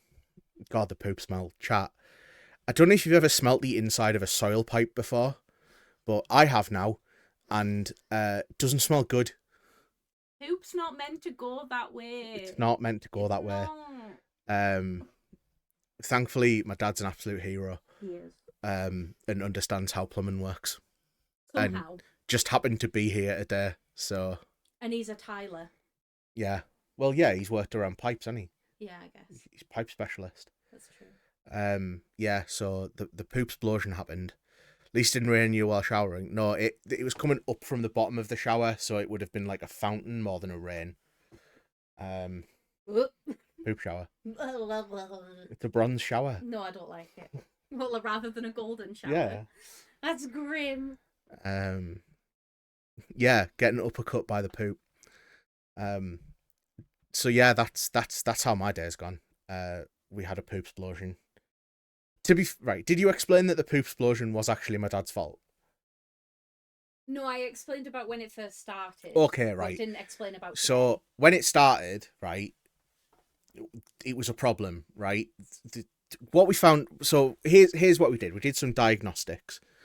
Me and my dad, mostly my dad, and we worked out that the shower, the sink, and then the toilet, so they all go into the soil pipe, right? Which is the big black pipe that all the poop goes down, right? That goes along the roof line and then down into the drain, right? So that pipe has to have a certain ratio of rise to run. So rise is like how much the pipe goes up and down, right? So an all rise pipe would just be like vertical, and run is how far it goes horizontally, right? You need to have a certain ratio of rise to run so that stuff will go down and not get clogged, right? Because if it doesn't have enough rise, things will just sit in the pipe. I'm realising that my explanation was actually really good for this. Yeah? Yeah. I have explained it in... Pipe not go uppy downy enough. Pipe not go uppy downy enough. Right. Pipe go straight along, problem pipe. So pipe goes straight along, therefore problem pipe. Right? So, because if your pipe goes straight along, any little like blockage, even like a little bit at the bottom of the pipe, will cause it to backflow. Right? And it shouldn't backflow. It's not supposed to do that. So obviously it was full of poop. Right? There was poop in the pipe. Now, there's meant to be poop in the pipe, but not that much poop, which caused the poop to go backwards. This is bad. You don't want this. You don't want your poo to run backwards, right? It just goes back up, yeah. Take it from the human centipede. You don't want that to happen. So it turns out that, you know, that's a bad thing. So we've had problems. So today, I mentioned it to my dad, saying, "Oh yeah, it's still kind of a problem." My parents popped in. They're on the way back from the airport. They spent the Christmas like on holiday because they're retired. They're retired and they can do that. The lucky bastards. So they popped in today, and I was like, "Dad, you know, it's still having a problem. Have a look at it next time you're here." And of course, he's like, "Nope, I'm gonna fix it now. I know what to do. What I'll do is I will disconnect the shower, cap that end off, and then like put a few blocks under the pipe so it's got more of a rise, so it goes down more. We want it to go down more because the poop needs to go down. Because the poop needs to go down, exactly. I love how you're also checking my understanding. Yeah, no. This is a collaborative learning experience, right? We're having a Socratic dialogue. Sorry, I need to see. Right. So, all going well, right? My dad's disappeared. He's up in the loft. And then we're all sat in the living room, you know, entertaining my mum, making sure she's good. Exactly. Down poop good, up poop bad. And we hear in the wall cavity, directly next to the couch, the sound of running water. Now, I'm going to introduce you to a problem that you should never have in a house, right? You should avoid this at all costs. You should never hear water running in your wall cavities, right? Water goes in pipes. It doesn't go in wall cavities. Yeah, we don't want that. That's bad. So I'm like, uh-oh. Ah, shit, I should probably tell my dad about this. Nah, shit, literally. Yeah. Should probably let him know that that's happening, because that feels like something that shouldn't be happening, right? That doesn't feel like something that you want to happen. You shouldn't hear water in your wall cavities. That's bad. For anyone from North America, a wall cavity is the bit between the first layer of bricks and the second layer of bricks that you put insulation in. It's where the mole man lives. It's where the mole man lives, right? Now, Americans aren't familiar with this because what they have is some wood and then drywall either side of it. This is not how you design a house, okay? You have bricks, then empty, then bricks. And then you fill the empty with insulation. That's how you keep a house warm and not folly ovary. Folly ovary, is that a technical You term? you had a folly ovary once, didn't you? It was terrible. I did. I think that's just PCOS. Yeah, so, right, you hear, we heard water rushing down the wall cavity, and of course, I go upstairs, and I can't get into the spare bedroom. I can't get into my bedroom because my dad's had to pull a load of stuff out of the loft, which has blocked the door. So I'm like, Dad? Dad, we've got a problem. And he's like, I can't hear you. So I'm like, okay, I'm just going to have to poke my head into the room. So I poke my head into the room, and I am met with what I can only describe as the smell of 50,000 shits. I was confronted with the smell of every sewer in the whole universe, all at once, directly in my nostrils. Now, my dad's plan was to remove a pipe, bung it, and block it back and like lift it up a little bit. It should not have smelt like that. Okay? It should have smelt a little bit like poop because he was removing a pipe, like a pipe that fed into the soil pipe, right? Fair enough. Fair's fair. Should have been a little bit of a poop smell. This was not a little bit of a poop smell. This smelt like every poop in the world. Every poop in the world, right? At the same time, directly up my nose, right? Yeah, fucking massive respect to those guys. I hope they've got a good union. So yeah, got hit with that. Fortunately, my dad heard me when I shouted at him this time. And he was like, oh yeah, I broke the pipe. All right. You know we can hear it downstairs dripping through the walls, right? You're like, yep, went down the cavity. Cool. Is there anything I can do to help? No, you're good. I got it. Turns out what he did was he did the order of operations slightly differently than I pitched it as, right? Instead of removing the pipe and then jacking it up, what he did was he jacked it up first, thinking that it would like cause any liquid that was like stood in the pipe to go down the pipe, so that when he took the pipe off, it didn't drip. What actually happened was he jacked the pipe up, and the pipe that connected to the shower shattered. So all of the water that he was trying to avoid getting on the floor fell on the floor. Now our loft is not a big space. It's not a loft. It's like a eaves storage. It's like in the eaves of the roof, because our bedroom is where the loft would normally be. So what this did was it caused all of the liquid that was sat in the pipe, which, by the way, because of the aforementioned like backwards poop problem, was mostly poop. Yeah. At this point, the pipe snapped and all of that poop fell on the floor. Now, unfortunately, seeing as this is like the eaves of the house, the poop didn't go anywhere. There's no fucking drain in there, right? There's no like sump. The only place that it can go, because fluid wants to run downhill, is into the fucking walls. So of course it falls into the wall cavity, which is what we hear. And I'm like, yeah, fuck, okay. So he comes downstairs with me, grabs a pair of nitrile gloves. Always keep nitrile gloves in your kitchen. Don't use them as a replacement for washing your hands. Use them for like Poop situation. use them for poop situations. So the whole fucking, like, someone needs to like take this whole thing and put it on YouTube, by the way. Probably. The poop saga. So at this point I'm thinking, I'm gonna have to burn the house down. This is it, right? You don't need this house anymore. I don't fucking want it. Don't want the house with poop in the walls. And you know, so we go downstairs. He puts some nitriles on, get a Bleach. bucket full of bleach, and I'm like, I'm going to go into my office, which is below this, and make sure it hasn't leaked through the fucking roof. Because the worst possible thing that could have happened, right?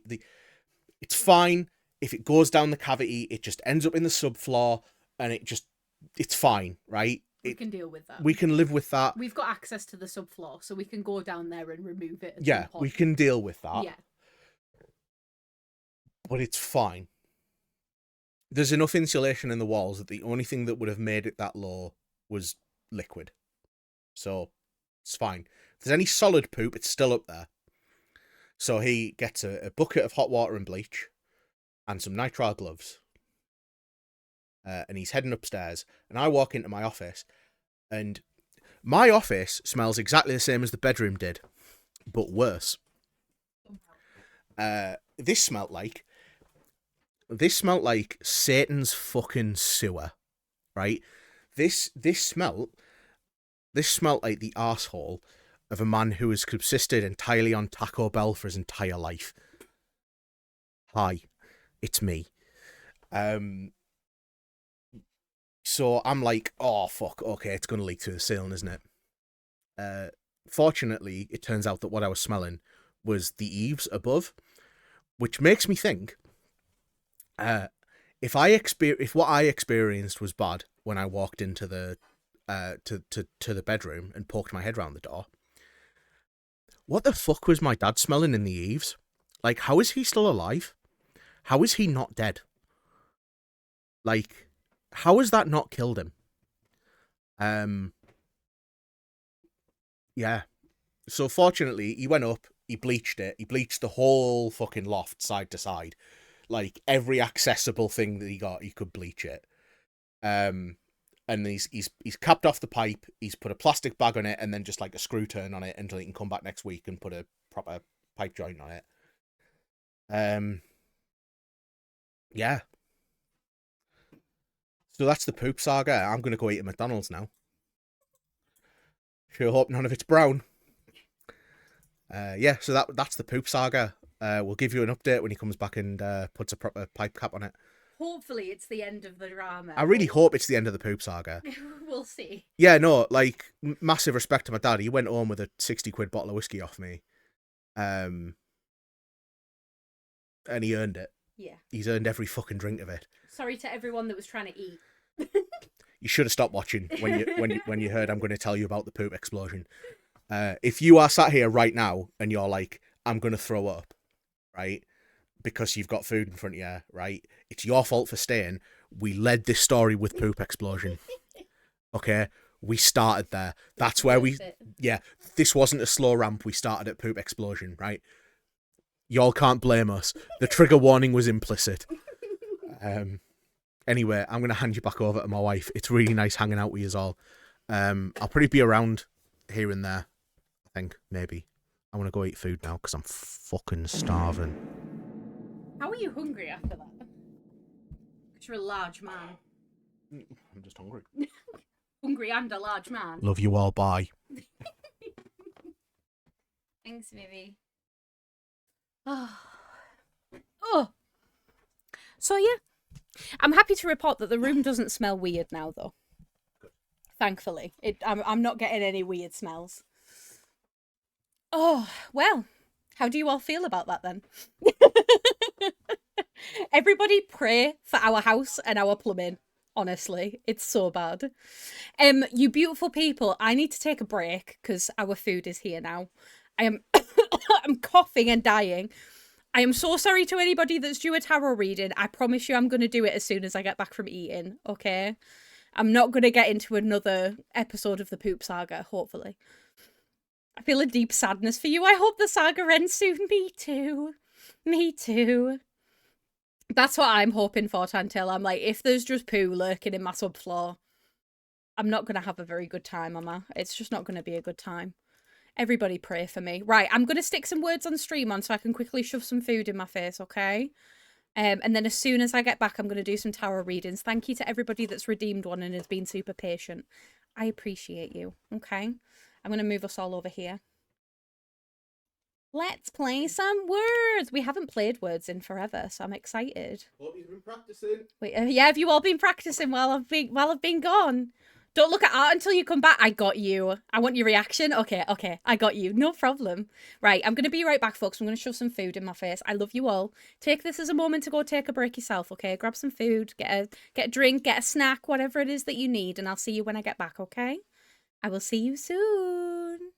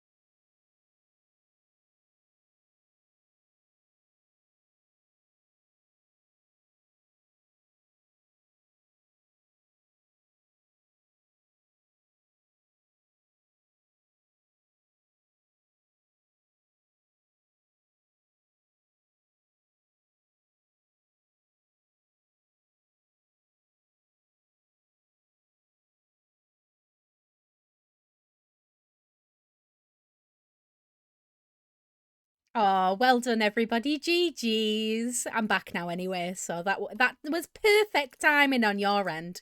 It was totally intentional, right? We were gonna fuck up there. Oh my god, how is everyone doing? Are we all okay?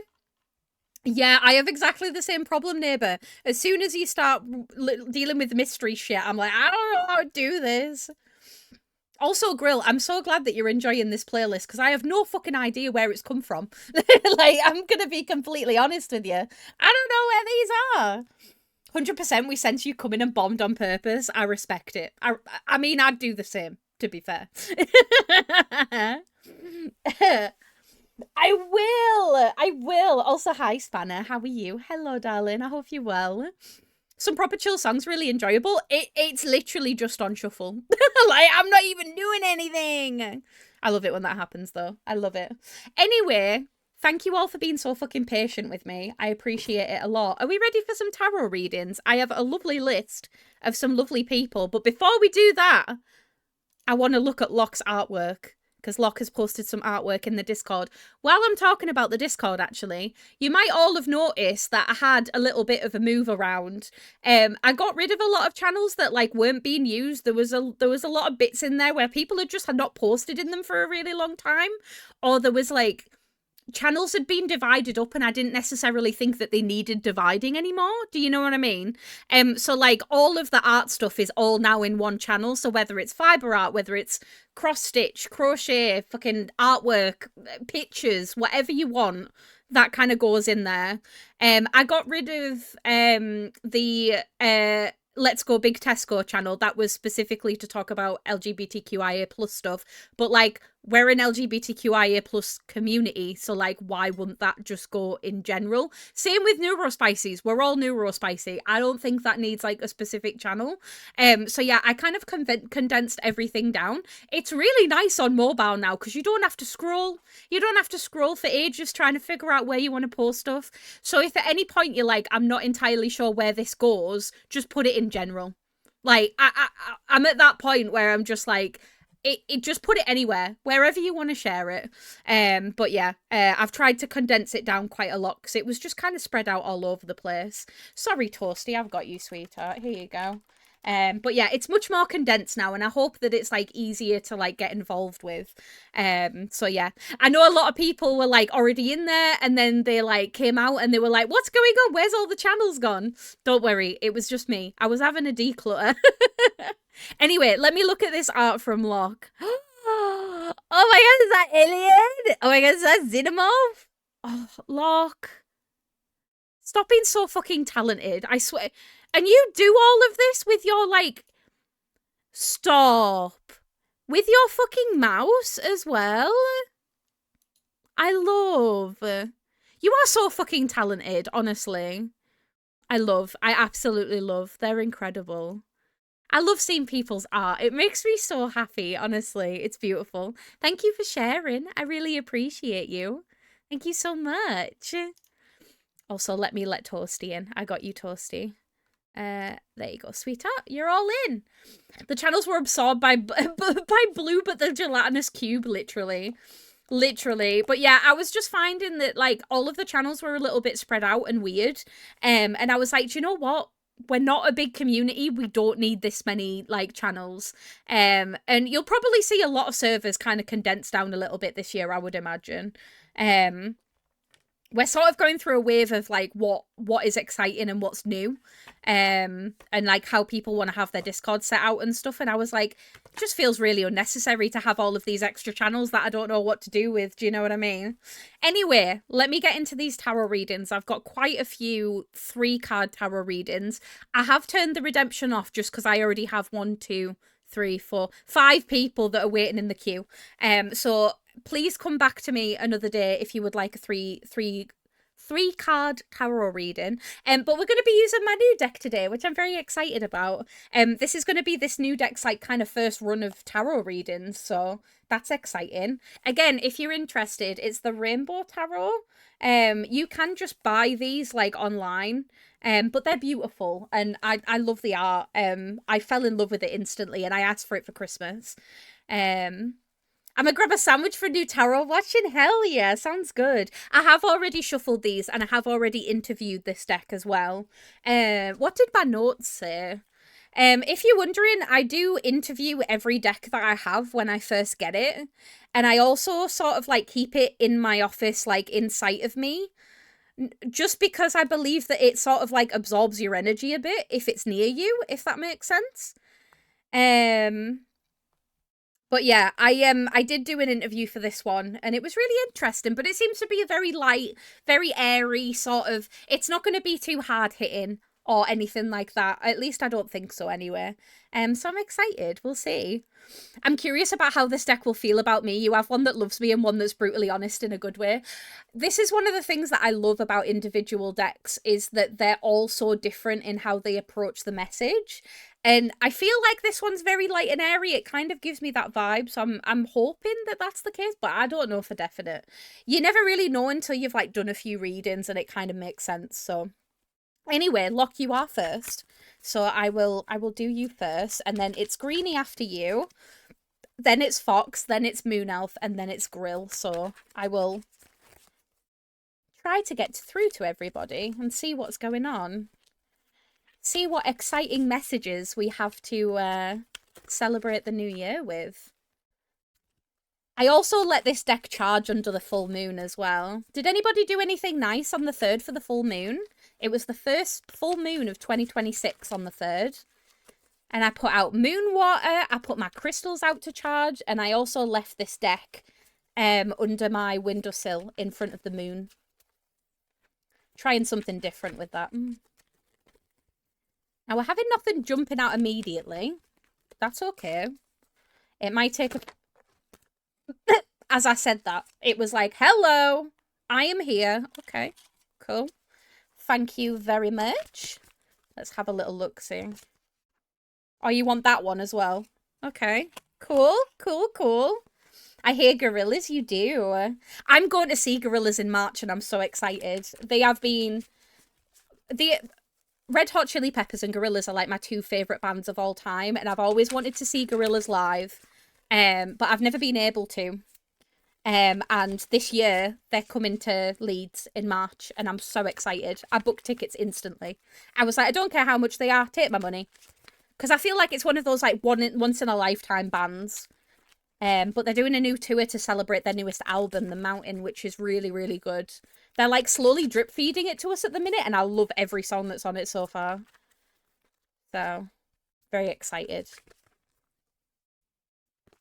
You've given me 2 cards, but you're not giving me a 3rd yet. You're really thinking about it.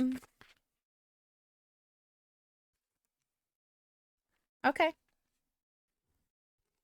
I got it. Thank you. Okay, let's have a little look-see then, shall we? Is the music too loud, by the way? I'll turn it down a tiny bit. Okay, so for you, Locke, we have the Queen of Cups. Also, just take a moment to appreciate how fucking cool the cards are. But yeah, the Queen of Cups, the 4 of Pentacles, and the Star, which is beautiful. The only thing I remember doing on Saturday is jumping the boyfriend. Does that count? I mean, that counts. You do whatever you want to do. Okay, let's have a little look. So we've got the Queen of Cups first. Have a look. Also, the like manual in this is also gorgeous. I'm like so happy with this deck. Queen of Cups, here we go. Again, as always, take what resonates, leave what doesn't. If it doesn't make sense, it doesn't always have to. But if it does, great. If it doesn't, that's fine. So for the Queen of Cups, it says, are you listening to your intuition without allowing fear to interrupt? How will you cultivate the most nurturing parts of yourself?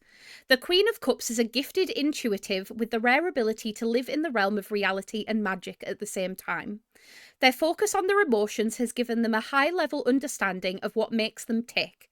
It has not, however, made them any less attentive to the emotions of those they love. When the Queen of Cups appears in your card reading as someone other than you, get ready to experience true care.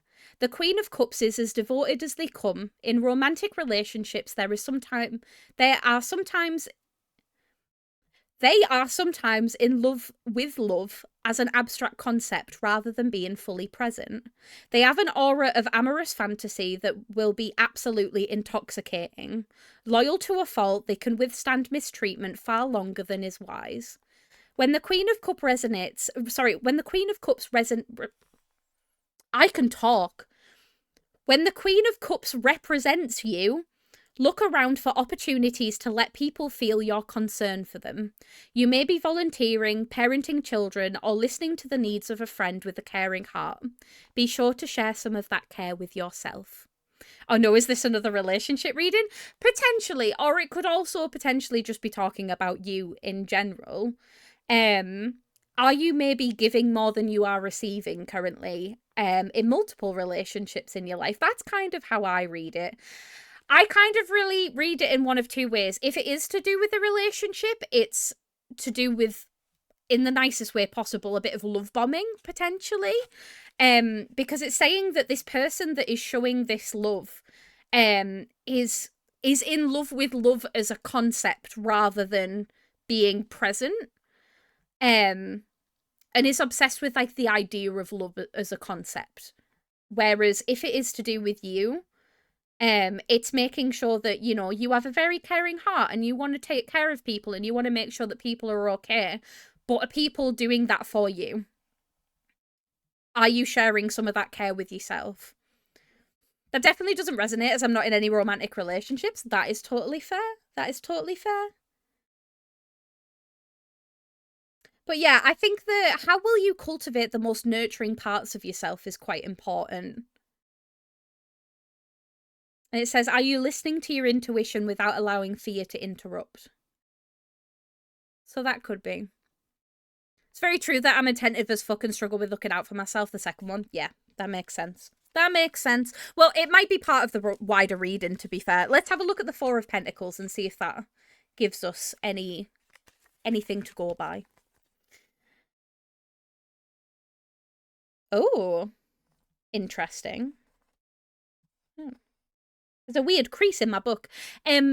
So for the Four of Pentacles, it says, are you terrified of losing what you've worked so hard to secure? And have you been feeling a little greedy? It says the Four of Pentacles asks us to drive to accumulate... Sorry, I can't speak today, apparently. Let me try that again. The Four of Pentacles asks us if our drive to accumulate is holding us back from greater pleasure. We all need money and material things to survive this capitalist hellscape, but it's possible to give those things too much power over you and your choices. What good is it to have all the objects and money you desire if nobody wants to be around you? Alternatively, the Four of Pentacles might warn you to keep your business to yourself. Be careful with what you say at work and online, less is more. It could also indicate that you don't know how to make your money work for you. Make it a point to learn. In a love reading, the Four of Pentacles may indicate that you're over-investing in a new partner or noticing some controlling behaviour. A step back from the relationship may help you see what needs to be done. When the Four of Pentacles refers to another person, they may be guarded but well manicured. When it refers to you, be careful where you place your trust, but try not to push others away without reason. Okay. This book's interesting because it's kind of not as cut and dry as my other books.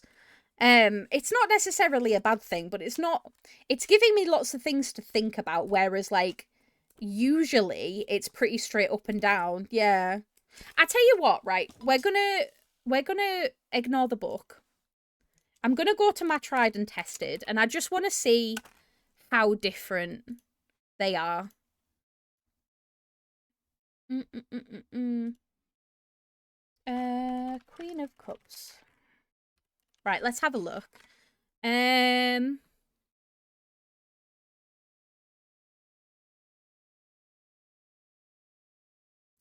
Okay, I'll read the first, like, couple of lines and see if they make a bit more sense. So for the Queen of Cups, it says the Queen of Cups is nurturing, caring, compassionate, and sensitive. When you see her in a tarot reading, you're embodying her nurturing mother energy. You support others by listening with your heart, being compassionate and caring for them deeply. You're empathetic and can sense the needs of others by tuning into your intuition. And you hold space for others to express their emotions and be their truest, most authentic versions of themselves. You've mastered this in such a way that even though you hold space for emotional expression, you don't take on other people's energy or emotional issues because you're well grounded and know where to create a healthy separation. The Queen of Cups says that you're highly intuitive, creative, and in flow with the surrounding energies. In your interactions with others, you can easily read other people to get a sense of how to communicate effectively, enabling you both to feel heard and understood. Others may come to you to confide in their personal issues regarding relationships, emotions, and feelings. They trust you to know that you always have the right solution.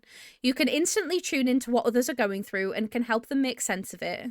You may be a healer, counselor, or an intuitive coach, or maybe just a good friend. You recognize the divine in everyone you meet.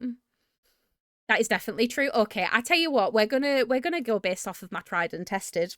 I have to do this sometimes. Like sometimes some tarot decks leave a lot to interpretation, and whilst I appreciate that, I prefer it to be very straightforward. So I use Biddy Tarot for a lot of my decks, but I always like to try to see if there's something that's actually interesting. I actually did just finish my certificate in counselling. That's amazing. I'm so proud of you. That's beautiful. Okay, so for the Four of Pentacles, it says the Four of Pentacles asks you to examine your relationship with money. Are you accumulating wealth and investing your money wisely while still enjoying your day-to-day life? Or are you desperately clinging to every coin, afraid to spend your money for fear that you do not have enough or could lose it forever? In its most positive state, the Four of Pentacles suggests that you have created wealth and abundance by maintaining a steady focus on your goals and acting conservatively. You are attentive to your long-term financial security, actively saving money and watching your expenses so that you can accumulate wealth and live a comfortable lifestyle, not just now, but also in the future. You may consider a savings plan, family budget, a retirement plan, and safe investments so that you can protect what you have accumulated over time and slowly and steadily increase your net worth.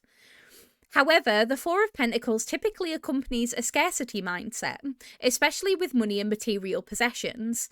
Instead of spending your cash and enjoying a comfortable lifestyle, you're choosing to stockpile your finances for fear that you might lose it all or somebody else might take it away. Your budget may be so conservative or strict that it cuts out many of life's pleasures, including travel, social occasions, gifts, or fun activities. But for what purpose? Money works best when it can flow and exchange, not when it's been stashed away. Deep down, you may realise that you're foregoing happiness and fulfilment in your life because you do not want to spend any of your money and you sold out for an overly safe approach to life. If this resonates, find a healthy balance between spending and saving so you can enjoy the fruits of your labour but also save for the future. It also says the Four of Pentacles can suggest that you're placing too much value on money and material possessions. You may be attached to material things, allowing possessions to become your life. You assess your self-worth based on how much you earn, the car you drive, how expensive your home is, and where you take your holidays. But it's a catch-22 because your standard of living increases, so too will the need to work hard to generate income to sustain this kind of lifestyle, leaving you with little time to enjoy your wealth. The broader lesson with the Four of Pentacles is to honour and respect money and wealth, but don't become so attached that you lose sight of what's important to you: friends, family, happiness, and love. Okay. Interesting. Very interesting. I'm taking that as you've got all this money recently, relax a little bit and stressing about savings, but also cool down a little bit on the impulse spending. Find a nice balance between the two. Yeah, definitely. No, I agree. Fully agree. Yeah. Okay, and then we've got the Star to finish, which is Major Arcana. We love to see it. I love this. The Star is one of my favourites. As the star follows the Tower card in Tarot, it comes as a welcome reprieve after a period of destruction and turmoil. You've endured many challenges and stripped yourself bare of any limiting beliefs that you previously held you back. You're realising your core essence, who you are beneath all the layers. No matter what life throws your way, you know that you're always connected to the divine and pure loving energy. You hold a new sense of self, a new appreciation for the core of your being. The star brings renewed hope and faith, and a sense that you have been truly blessed by the universe. You are steering a peaceful, loving phase in your life, filled with calm energy, mental stability, and more in-depth understanding of both yourself and the others around you. This is a time of significant personal growth and development, as you are now ready to receive the many blessings of the universe. With the star card, anything is possible and magic is flowing through you. Your heart is full of hope and your soul is being uplifted to the highest of highs as you realise that your dreams really can come true. Allow yourself to dream, to aspire, to elevate in any way possible so that you reach the stars. They are right there waiting for you. I love that. That's so cute. So yeah, you might not necessarily be feeling that immediately, but it's definitely on the way. It is very sweet. I really like it. Also, hi, Mum. Good evening. But yeah. Overall, the star is talking about sort of hope, faith, purpose, renewal, and spirituality. So, don't know how much that resonates, but I sure hope it does. It has helped me mentally. I've been so stressed lately. It's like a weight off my shoulders. I'm so glad. Well, it's going to just keep getting better and better. That's the good thing. So yeah, overall, let's not give more than we let's make sure that we're giving fairly. Let's make sure that we're like being sensible with money, but not so sensible that you end up like getting yourself into a weird funk with it. And then also, good things are coming generally, which is really, really nice. Especially because I'm sure the last reading I did for you was quite harsh in a lot of ways. So if anything, it's kind of it's showing that there is some sort of end point, which is what you want. It is exactly what you want. But thank you for letting me read for you. Yeah, it's literally, the tarot cards are literally giving you aftercare. It's like, hey, you're having a bad time. Here you go. Yeah, onwards and upwards. Exactly, Grill. Exactly. No, thank you for letting me read for you. And thank you for allowing me to be a bit experimental with it. Like, I've always said, like, tarot is just a tool for self-reflection. And, like, I don't ever want people to feel like something has to fit. But I also just think it's just really nice. I just think it's nice. Yeah, be your own poop pipe explosion. Exactly that. Thank you, Grill. I appreciate you. Okay, Greenie, you're next. Are you here, sweetheart? I'm assuming you are. I'm assuming you... Do you know what? I'm starting to wonder if we're actually going to get any video games done today. I'm starting to think this might just be a just chatting stream, you know? Like, we only have like an hour and a half left together, and I haven't even started. I was going to play horror games tonight, but you've all been keeping me so occupied. Like, I haven't needed to pull a game out, which is wild. To be fair, I don't mind not playing video games tonight, to be fair. I'm just enjoying hanging out with you all and just chilling. Sorry. Like, you can't... That is exactly... Really? No, it's not. I was going to say, if that's exactly 3 cards, your cards have just revealed themselves to me immediately. It wasn't. You can't throw the whole deck at me. Come on. Cooperate. Let's see. I don't mind holding the tarot reading if you wanted to game. No, it's absolutely fine, sweetheart, honestly. I do not mind sitting and chatting with you all for several hours. Greenie, whatever is going on, they want to talk about it. They're like, all right, you can't. Stop it. Stop it right now. You can't throw half the deck at me and expect me to read it, okay? You get 3 cards. If you can't get your point across in 3 cards, what's the point? Honestly. I got you, Tantail, no worries. Come on. I need one more. One more. Yeah, if anybody wants any single card pulls, I can do that. I've turned off the 3-card readings, but the single ones are. Just the tip, and only for a second.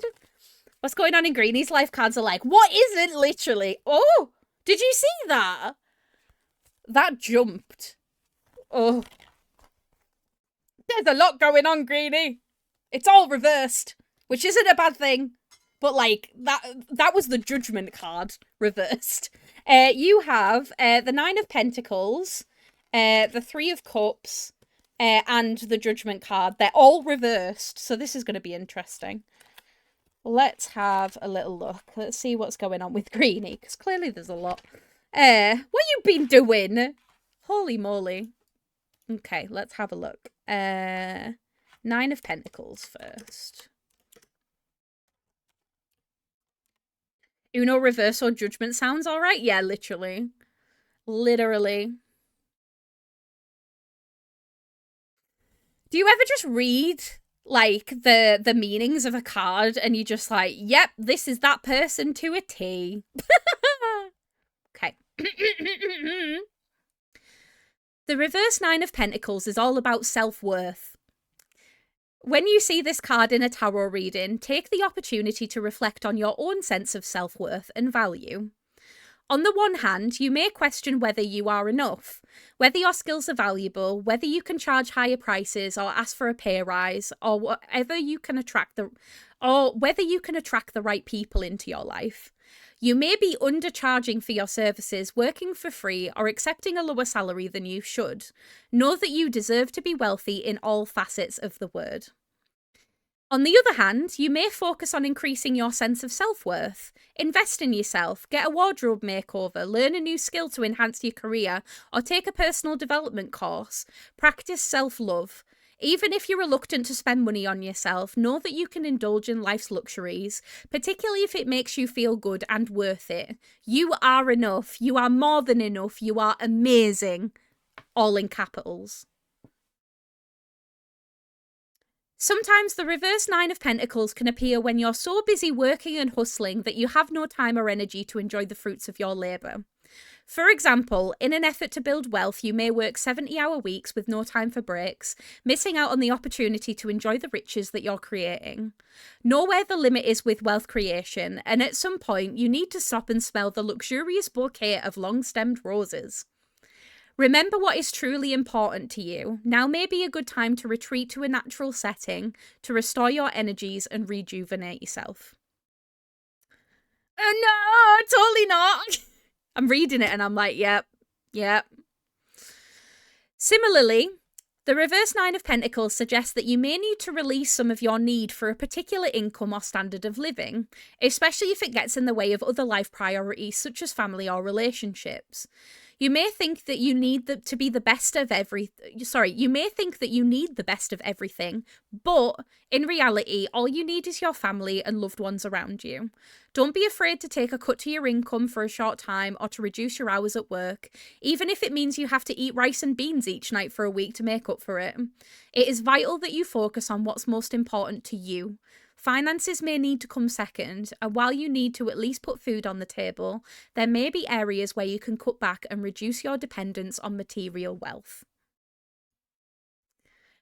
Well, if I ever read a card that just has Greenie on it, it would be that one. Now, obviously, this is hard because Greenie's one of my close friends, and I know how hard he works, and I know that he doesn't do very well when it comes to self-worth.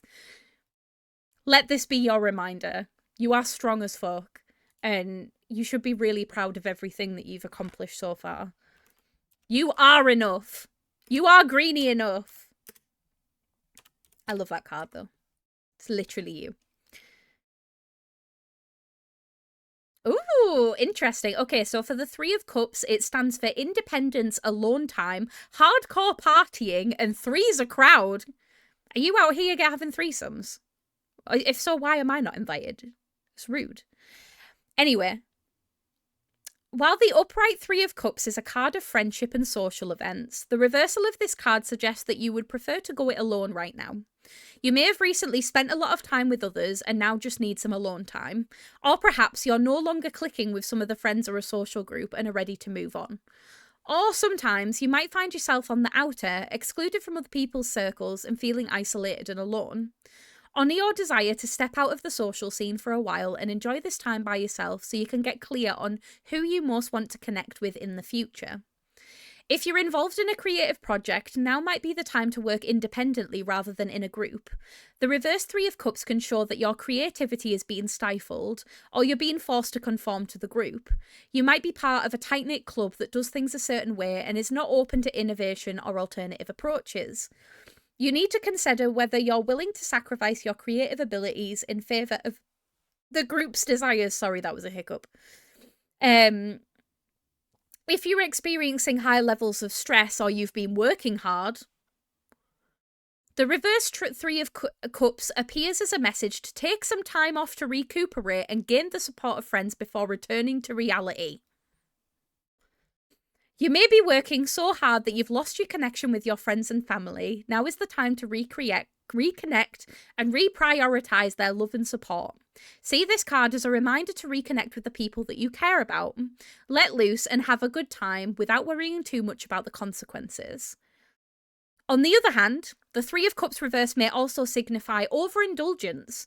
You may be out most nights partying, doing drugs, or drinking heavily what you need is balance in your life. Be mindful about your longer-term consequences of your actions and ask whether this lifestyle is sustainable. Take a break from the social scene to regroup and get some much-needed sleep. What I'm hearing that is that I work too hard. Really? Wow! No, duh! I love you, but you fucking work too hard, and it is true. Listen, I don't want to assume that your decline in mental health recently has anything to do with you working too hard and not playing enough, but I think it might be a contributing factor. You know, just saying. You do work fucking hard, and you work hard for good reason, but more time for greedy streams instead of work, that's what I'm saying. Absolutely. Okay.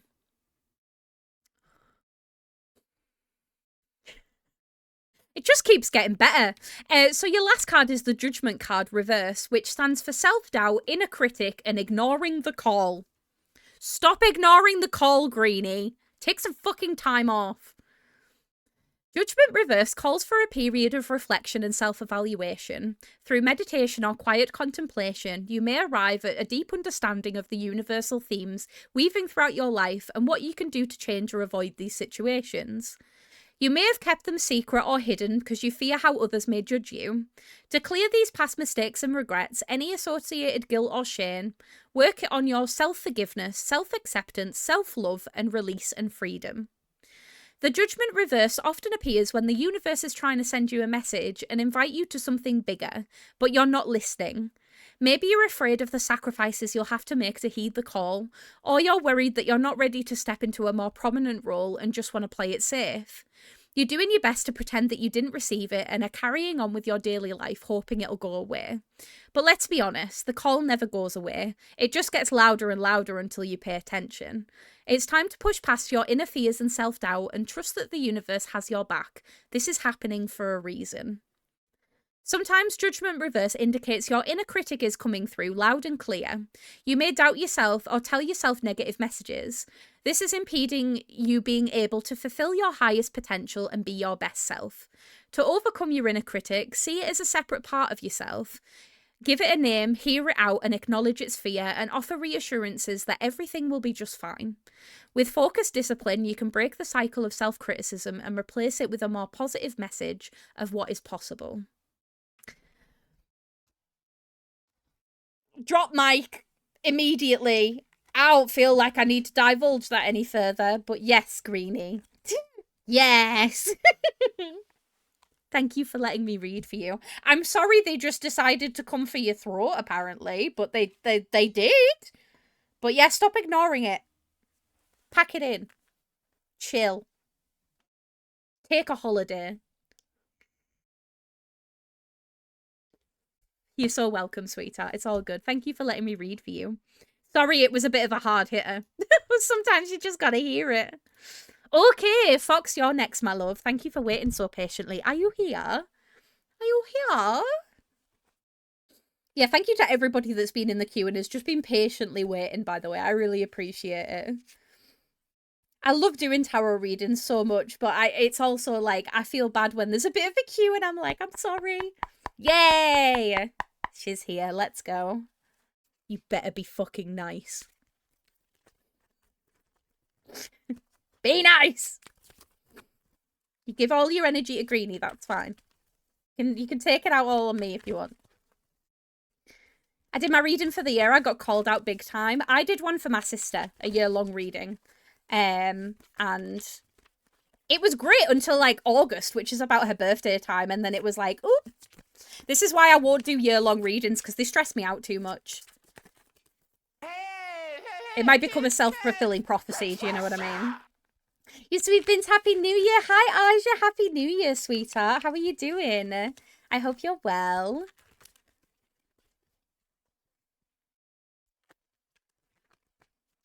Nothing's coming out for you yet. Nothing's jumping.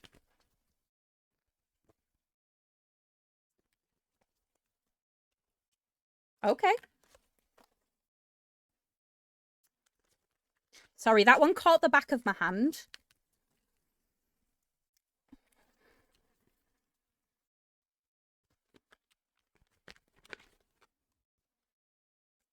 Come on. Okay.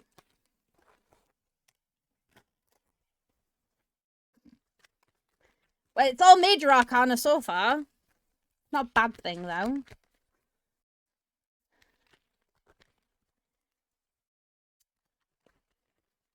Come on, give me my last card.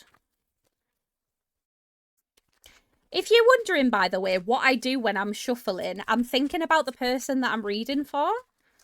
I know that might sound silly, but I feel like it helps.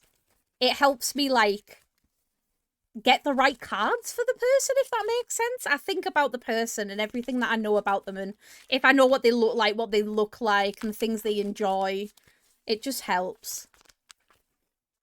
It does, because I feel like it just... I don't know, it's weird. You do tarot readings, so you'll get it. But yeah, I've got to, like, think deeply about who it is that I'm reading for. That was so sudden. Okay. Thank you. Okay. I'm afraid I might be coming down with the flu. No. But I've also been driving a bit too much in the snow for the past days. I've been driving for a total of 5 hours today. Ugh, grim. I hope you don't get the flu. You have been coming down with all sorts recently. It's been a lot. I hope you feel better soon, sweetheart. Last year was the year of the Phoenix, one for walking through fire and constant transformation. This year looked tough, but with fresh eyes on my growth last year. I'm not sure it's going to be as bad as much as this year is to be the year of temperance. It's about taking what I learned last year and sharpening it in the forge. I love that. I love that. Yeah, I feel like some years are there to teach us lessons, right? I personally don't believe in stuff like tarot, but they're fun and I'm not going to bash someone for believing in them. I appreciate that, Toasty. I think we're a very, like, open-minded, like, group of people, and I think a lot... some of us don't believe in tarot at all, but, like, people just enjoy watching other people's because it's just fun. Do you know what I mean? The way that I always think about it is just don't take it so seriously. Like, I don't take it seriously. It's not... I'm not saying that it's any form of magic or anything. It's just fun. It's just fun to see what comes out. Also, hi, Bubbles. How are you doing, darling? It's good to see you. Hello. Okay. Okay, so we have the Wheel of Fortune first. Which is one of my favourite cards, believe it or not. So it says, the Wheel of Fortune reminds you that the wheel is always turning and life is in a state of constant change. If you're going through a difficult time, rest assured that it will get better from here. Good luck and good fortune will make their return in time. Similarly, if things are going well, know this too will change and life may return to normal soon. This cycle shows why it's so important to cherish the blissful moments in your life and make the most of them while they are within reach, because in a flash they could be gone. The Wheel of Fortune is known as the Wheel of Karma and reminds you that what goes around comes around. Be a kind and loving person to others and they'll be kind and loving to you. Be nasty and mean and they will get nasty and mean turning back your way. So if you want happiness and abundance, make sure that you're sending out the positive juju in kind. When you what you send out into the universe will come back your way. The Wheel of Fortune card asks you to be optimistic and have faith that the universe will take care of your situation in the best way possible. Meditation and visualization can reinforce your intention to bring increased abundance, good fortune, and prosperity to you. Your life is about to turn in a much more positive direction if you're willing to grow and expand. Keep your mind open to all kinds of synchronicities and signs from the universe. The magic of fate and destiny is behind you, and miracles are happening. Be open to the help of others too, as guidance from both the physical and spiritual realms is supporting you along your journey. They want you to do well, so relish their support right now. Call on them anytime you need it. You may also feel compelled to work with the archangels and ascended matters to support and guide you. If you are somebody who likes to have control and stability, then the Wheel of Fortune may come as a shock to the system. This tarot card suggests that factors outside of your control are influencing your situation. It's as though the universe is dishing up whatever it pleases. It's unpredictable and unnerving. This is one of the challenging aspects of the Wheel of Fortune, since no matter which way the wheel turns, it's impossible to try to challenge it. You need to accept what is happening and adapt. Go with the flow. Finally, the Wheel of Fortune can show a critical turning point in your life. Opportunities you could never imagine are suddenly available to you, and you have the chance to make a significant change in your life. While it may be unexpected and unfamiliar, see it as an invitation to turn things around and take an entirely new direction in your life. The more you tune into your intuition and allow the universe to guide you, the better the outcomes will be. I have never been happier to read a fucking tarot card in my entire life. Because yes. Thank God. Thank God, but yes. Oh my God. See, even the fart's excited. Same with tarot, getting something like that said about your life, it gives you perspective. Yeah, exactly. Yeah, it's like a coin toss. That's a really good way of describing it.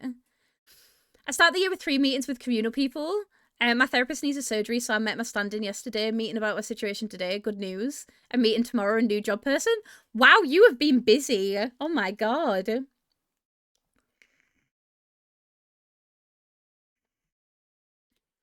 But yeah, I'm not gonna lie, I've not ever been happier to read a card.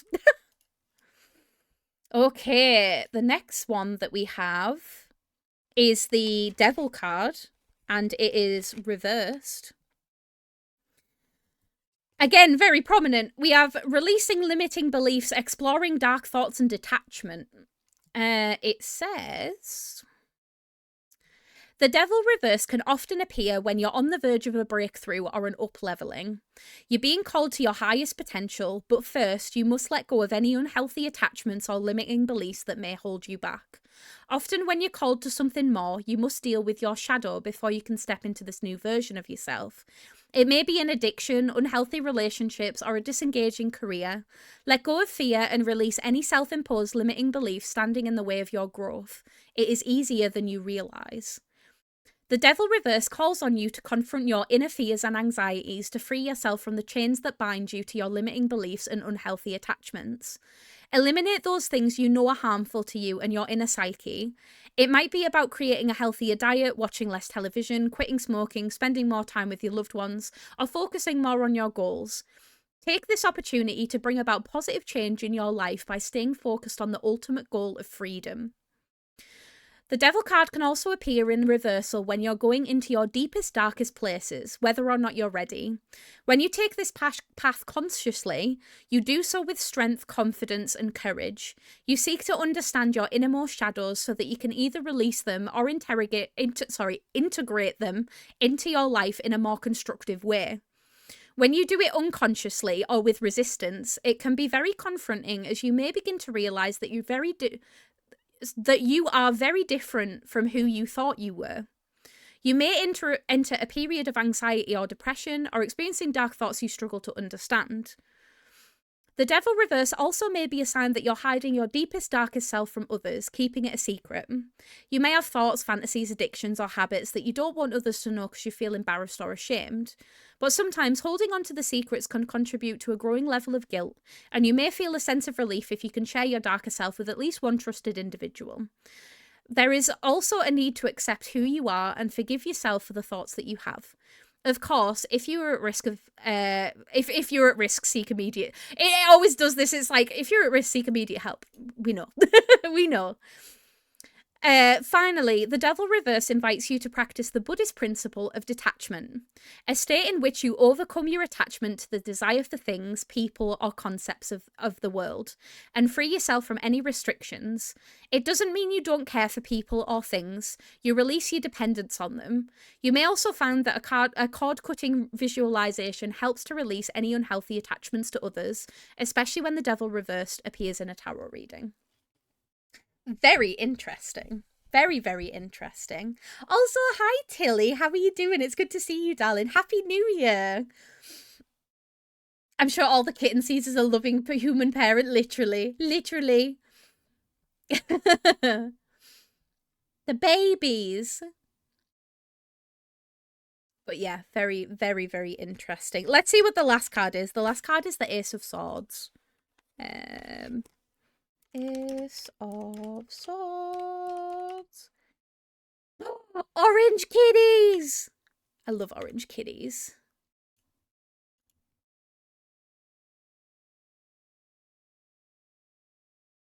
Okay. So you've got the Ace of Swords reversed, which stands for inner clarity, rethinking an idea, and clouded judgment. It says, the Ace of Swords reverse indicates that a new idea or breakthrough is emerging from within you, but you're not willing to share it with others just yet. You may still be exploring what this idea means to you and how best to express and manifest it into the external world. You may also seek greater clarity about whether this is an idea you wish to pursue more fully, perhaps because you're unsure if it will bring the results you truly desire. When this card appears in a tarot reading, it's important to give yourself time and space to meditate and clear your mind so you can birth this idea in the most effective way. Sometimes the reversed Ace of Swords can be a signal that you have an idea that's not coming to fruition in the way that you had hoped, and it's time to go back to the drawing board. You may still be pursuing an idea that no longer has any meaning for you, or you may have too many ideas on the go and you cannot commit to one course of action. This card invites you to spend more time on defining in plain terms what it is you want in life. Set yourself some SMART goals so you can be clearer on what you are working towards. Focus on the basics and do some better planning. Get clear on your aspirations and goals. The Ace of Swords reverse can also suggest clouded judgment and lack of mental clarity around a specific situation. You are missing relevant information or evidence that will help you decide, so invest your time and energy into seeking out the truth rather than just taking things at face value.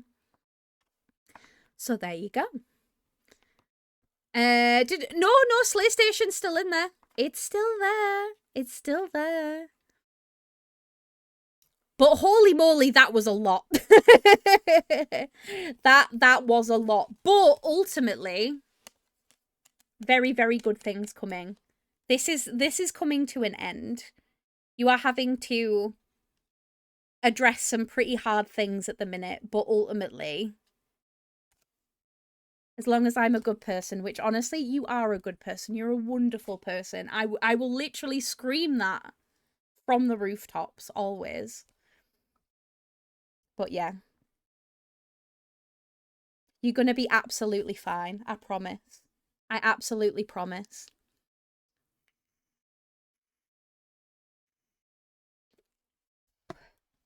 It's okay. It's my pleasure. I hope it helped at least alleviate some of the worry, because I know it's been a bit of a worrying time. So just know that like you're on the right path. You're on it. It's gonna get easier. I posted. Oh, you got new ink. Ooh, let me see. Let me see. Oh my god, the kitties! Sorry, I was looking at the cats. Pretty! Oh, I love that. Is it meant to be like... Is it like is it called cyber sigilism? It kind of looks like a bug, but I like it. It's very nice. That's so cute. I love it. I want to redeem a reading so bad, but I also know we're 3 hours in and you might not like to do a game this evening. Honestly, it's fine, Tupper. At this point, we rolling. I don't have any more 3-card readings up, but if you want a single card pull, you absolutely can do that. Also, lady, how are you doing, darling? Happy New Year. I hope you're well. It's so good to see you. Amazing. I love it. I got distracted by the kittens. They are very distracting and they are very orange and it's adorable. I love it. I love it so much. Thank you for sharing. But yeah, no, don't worry about giving me more readings to do. I don't mind. I don't mind if they're single card pulls. But I've got two 3-card readings to go through. So, Moon Elf, you are next, my love. Are you here? I'm assuming you're here. Their mother is orange too. So your house is just chaos right now. But, like, in the best way possible, right? Yeah. Awesome. Let's have a look. Let's see what's going with a lovely Moon Elf. Having a rough day? I'm sorry, sweetheart. Overall, doing very good. A very creative mindset, and I found a needle knit pattern that's very popular right now that I can do on the loom.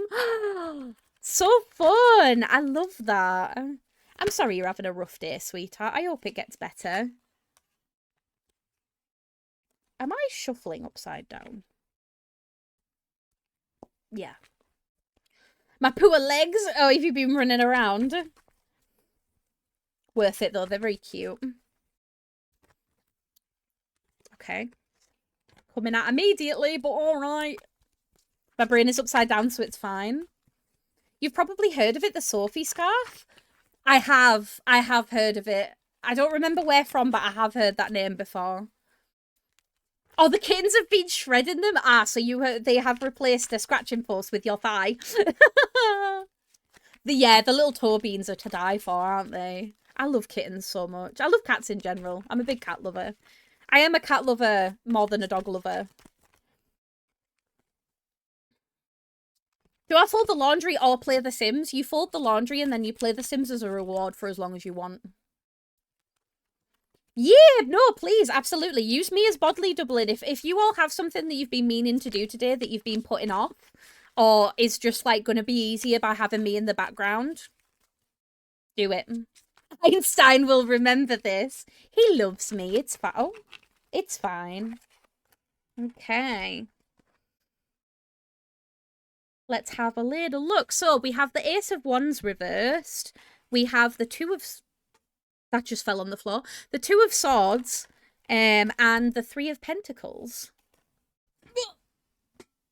Let me get the card from the floor. Oh, where's the card on the floor? It just fell off. And it was just like, I am here. I'm like, okay, cool. Let me have a look. Let me see. Ace of Wands. Let's have a look.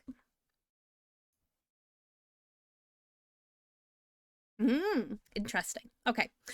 So for the Ace of Wands reversed, it's talking about an emerging idea, lack of direction, distractions, and delays. Good start. It says the Ace of Wands reverse suggests that you can sense an idea emerging from within, but you're uncertain of what form it will take or how you will manifest it into the world. You may have energy and passion in spades, but you do not yet have a clear outlet to express them. You may be waiting for something else to happen before you pursue this idea, or you may prefer to keep your idea private until your confidence kicks in. All these wonderful ideas are bubbling up, but now you must find a way to harness this creative energy to set you up in the long term.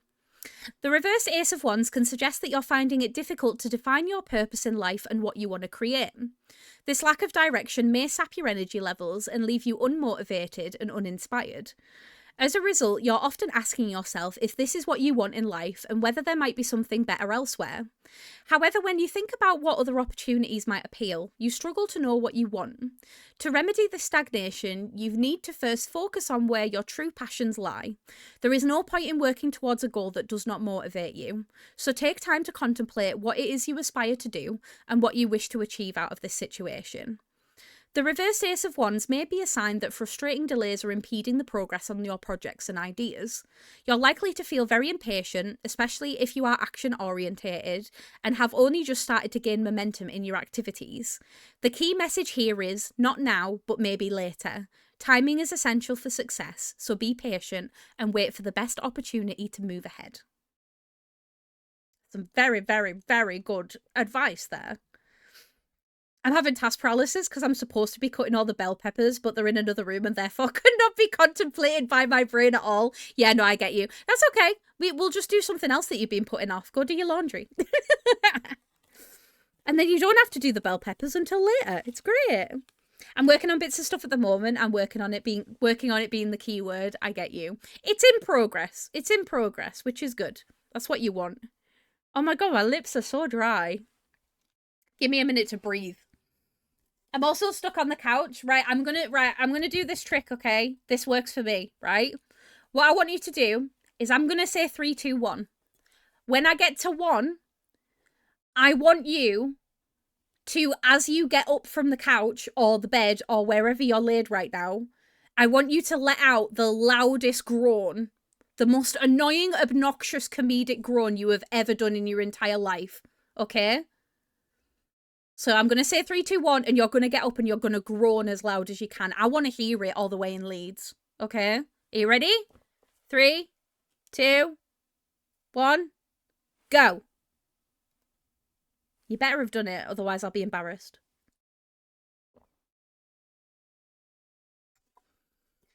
Sometimes I have to use the rule for myself of like, I will do it, but I am allowed to complain about it, and that's okay. Yes! Fucking works. It works every time. It just gets you out of that funk. Ooh. Okay, so for the Two of Swords, we've got difficult decisions, weighing up options, an impasse, and avoidance. Very interesting. The Two of Swords indicates that you are facing a challenging decision, but you're unclear on which option to take. Both possibilities may seem equally good or equally bad, and you're stumped about which will lead you to the best outcome. You must be able to weigh up the pros and cons of each choice and then make a conscious judgment. Use both your head, your mind and your intellect, and your heart, your feelings and intuition, to choose the path that is most in alignment with your higher self. In a reading, it may be helpful to draw and I'm not drawing further cards. No. That's a more deeper reading thing. Continue. The woman in this card wears a blindfold, indicating that she cannot see the entirety of her circumstance. You may lack the information you need to make the right decisions. You may be missing something, such as threats or potential risks, alternative solutions, or critical pieces of information that would help guide you in a particular direction. Once you remove the blindfold and see the situation for what it really is, you'll be in such a much better position to find the best path forward. Research your options more, seek outside opinions and feedback, and ask yourself what you might be missing. It is also possible that the woman in the Two of Swords has intentionally chosen to put the blindfold on to avoid making a choice. Are you trying to hide from a challenging situation or impending decision, hoping that if you ignore it for long enough, you won't need to worry about it? Unfortunately, the issue is unlikely to resolve itself, and the longer you delay, the longer that you will prolong this present situation. Similarly, the Two of Swords can reflect indecision and an impasse on an important matter. Again, you can only put it off for so long. At some point, you have to make a move. The Two of Swords comes as a reminder that many of life's decisions are difficult ones and rarely come with clear-cut answers. The invitation is to make your choices with your best intentions, fully aware of the possible consequences. Avoidance will lead to greater conflict and stagnation. I feel like this could relate to Loki still being missing, with the possibility he may not be coming back now mixed with the plan to move out and gain independence. Once I have the money to do so, as the home situation's got very heavy and toxic, very emotionally charged. It sounds like it. It sounds like it. Definitely. But yeah, you're not necessarily seeing the full picture, either from your own choice or from sort of just the information that you have in front of you. Yeah, me too. I really, really do. Making us do stuff. Whee! bitch. Yeah, it's me. I posted them with a creamsicle in pets. Oh, let me see the baby. Let me see the baby. Also, Ronnie's tattoo is so cute. I love it. Oh my god, a baby. Oh, she's so cute. Look at her little toe beans. Look at them beans. Also, Creamsicle is such a banger of a name. I love it. She's sleeping and tired of her babies. I bet. Yeah, it's tough work being a mum. She needs her own time. Exactly. But yeah, I really do hope that you do get out of that situation and you get to sort of see the situation as clearly as possible. I really hope it becomes easier. However that works. She beats up her kids though. I mean, as any cat mum would, to be fair. Okay, last one we've got is the Three of Pentacles. Let's have a look. We had a dog with puppies. I'd close her in a bedroom just to give her some peace. The puppies were relentless. Oh, they don't know. Oh, interesting. Okay. So the Three of Pentacles stands for teamwork, collaboration, learning, and implementation. It says, the stonemason couldn't build the cathedral without the help of the architects, and they couldn't build it without him. Each person has an important role to play, and when they come together as a team, they can create something much more significant than if they were to undertake the project on their own.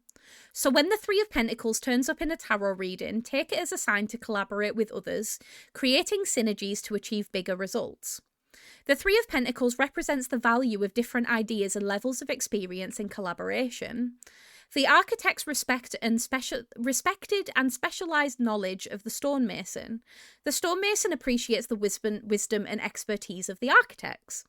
Even though their backgrounds, experience levels, and expertise are very different, they can come together to share their insight in a way that creates synergy and improves the finished product. There is no us and them or any sense of superiority. Instead, each person has something to offer and is willing to learn from the others involved in the project. Everyone is getting the job done collectively and contributes to the group through active listening and sharing. As you work on projects with others, acknowledge the value that each person brings to the table. You'll also learn from each other. You also learn from each member of the team when you see his or her or their unique contribution. I can talk. The Three of Pentacles, like the threes in the other suits, marks the initial stages of implementation and follow the Ace's idea phase and the planning step of the two. You know what you want to create, you've laid out plans, gathered your resources, and set to work. You may have already reached your first significant milestone. Of course, you are nowhere near the finish line yet, but you have got the ball rolling and you're making things happen. As you implement your plans, you will realise that you have the skills, capabilities, and resources you need to accomplish your objectives. See the Three of Pentacles as the encouragement that you're on the right track. You are competent in what you do, and you are making progress. Keep going. Adequate preparation, management, and organisation are also integral components of the Three of Pentacles. Achieving significant goals such as building a grand cathedral requires detailed planning. This card, therefore, tells you to create a comprehensive plan and to follow a schedule. Now is when good project management will pay off. Interesting. Exactly. The issue is I live with family. I'm actively working on making changes and self-improvement. I've been active in trying to see all sides, but it's hard when the others involved refuse to communicate or change at all. It constantly falls to me to change and I end up taking on the emotional burdens. I get that. It's that old saying, right, of like, you can control what you do, but you can't necessarily control what other people do. And sometimes there are people in this world that aren't willing to grow and change. No matter how much you try. So yeah, I get it. Do you know what I mean? I do get it. It sounds like being able to sort of like get away from these people is going to be the best option for you. Yeah, exactly. You want to be able to see things clearer. You know, I get it. Absolutely. But it sounds like you're working on it. Like, this is acknowledgement that you're on the right track. It's going to take time and it's going to take energy, but you know what you need to do. Do you know what I mean? Like, you know. She had 11 of them and only 8. Aww.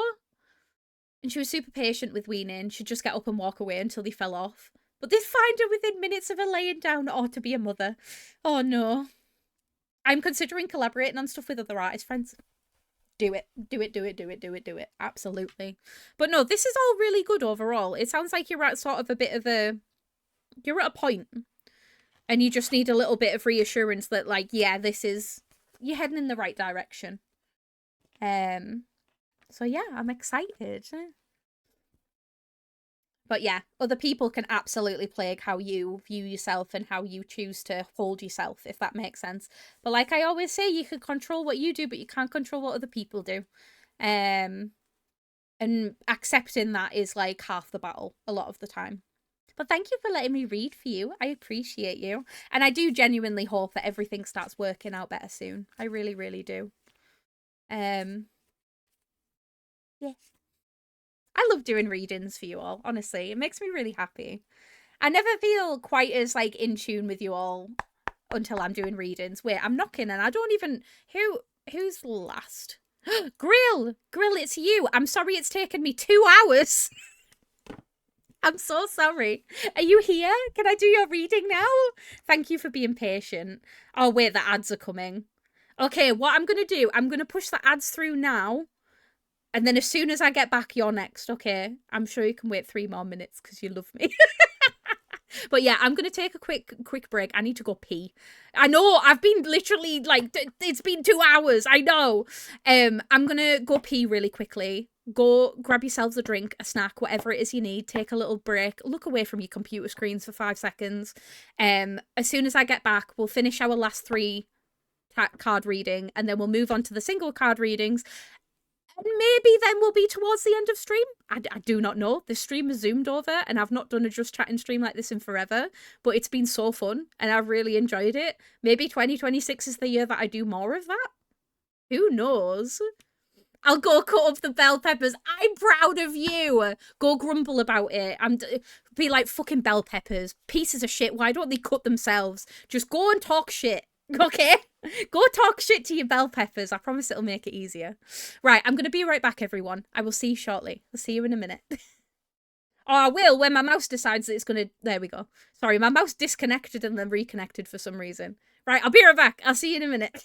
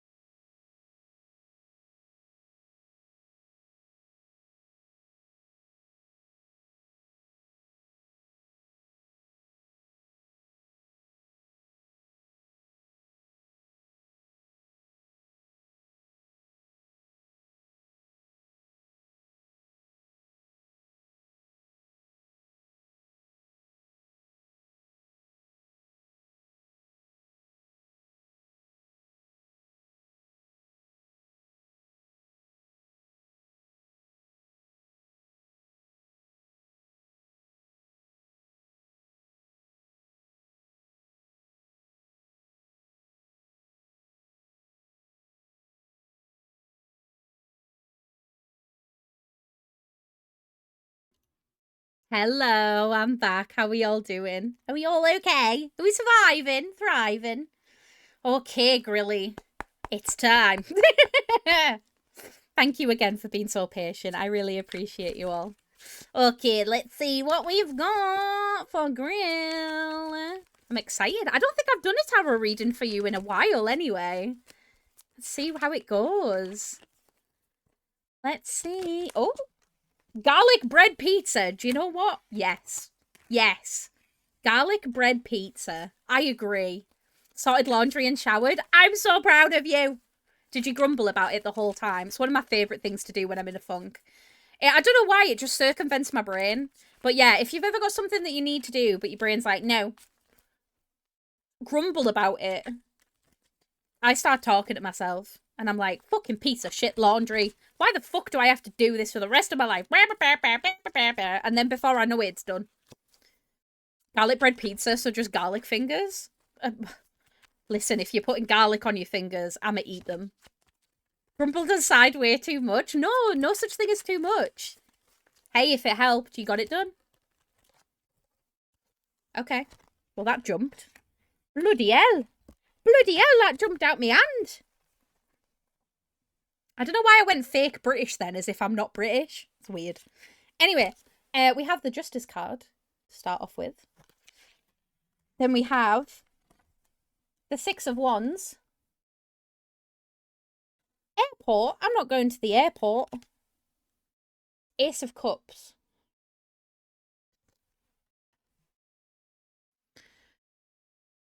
The next time you do a Just Chatting stream, I'll definitely do a card pull. Hell yeah! No, I always encourage people to. I think it's one of my favourite ways to spend streams, to be honest. I love tarot. We don't take it super seriously in here, but I think that's half the fun of it, right? It's just fun. Justice card.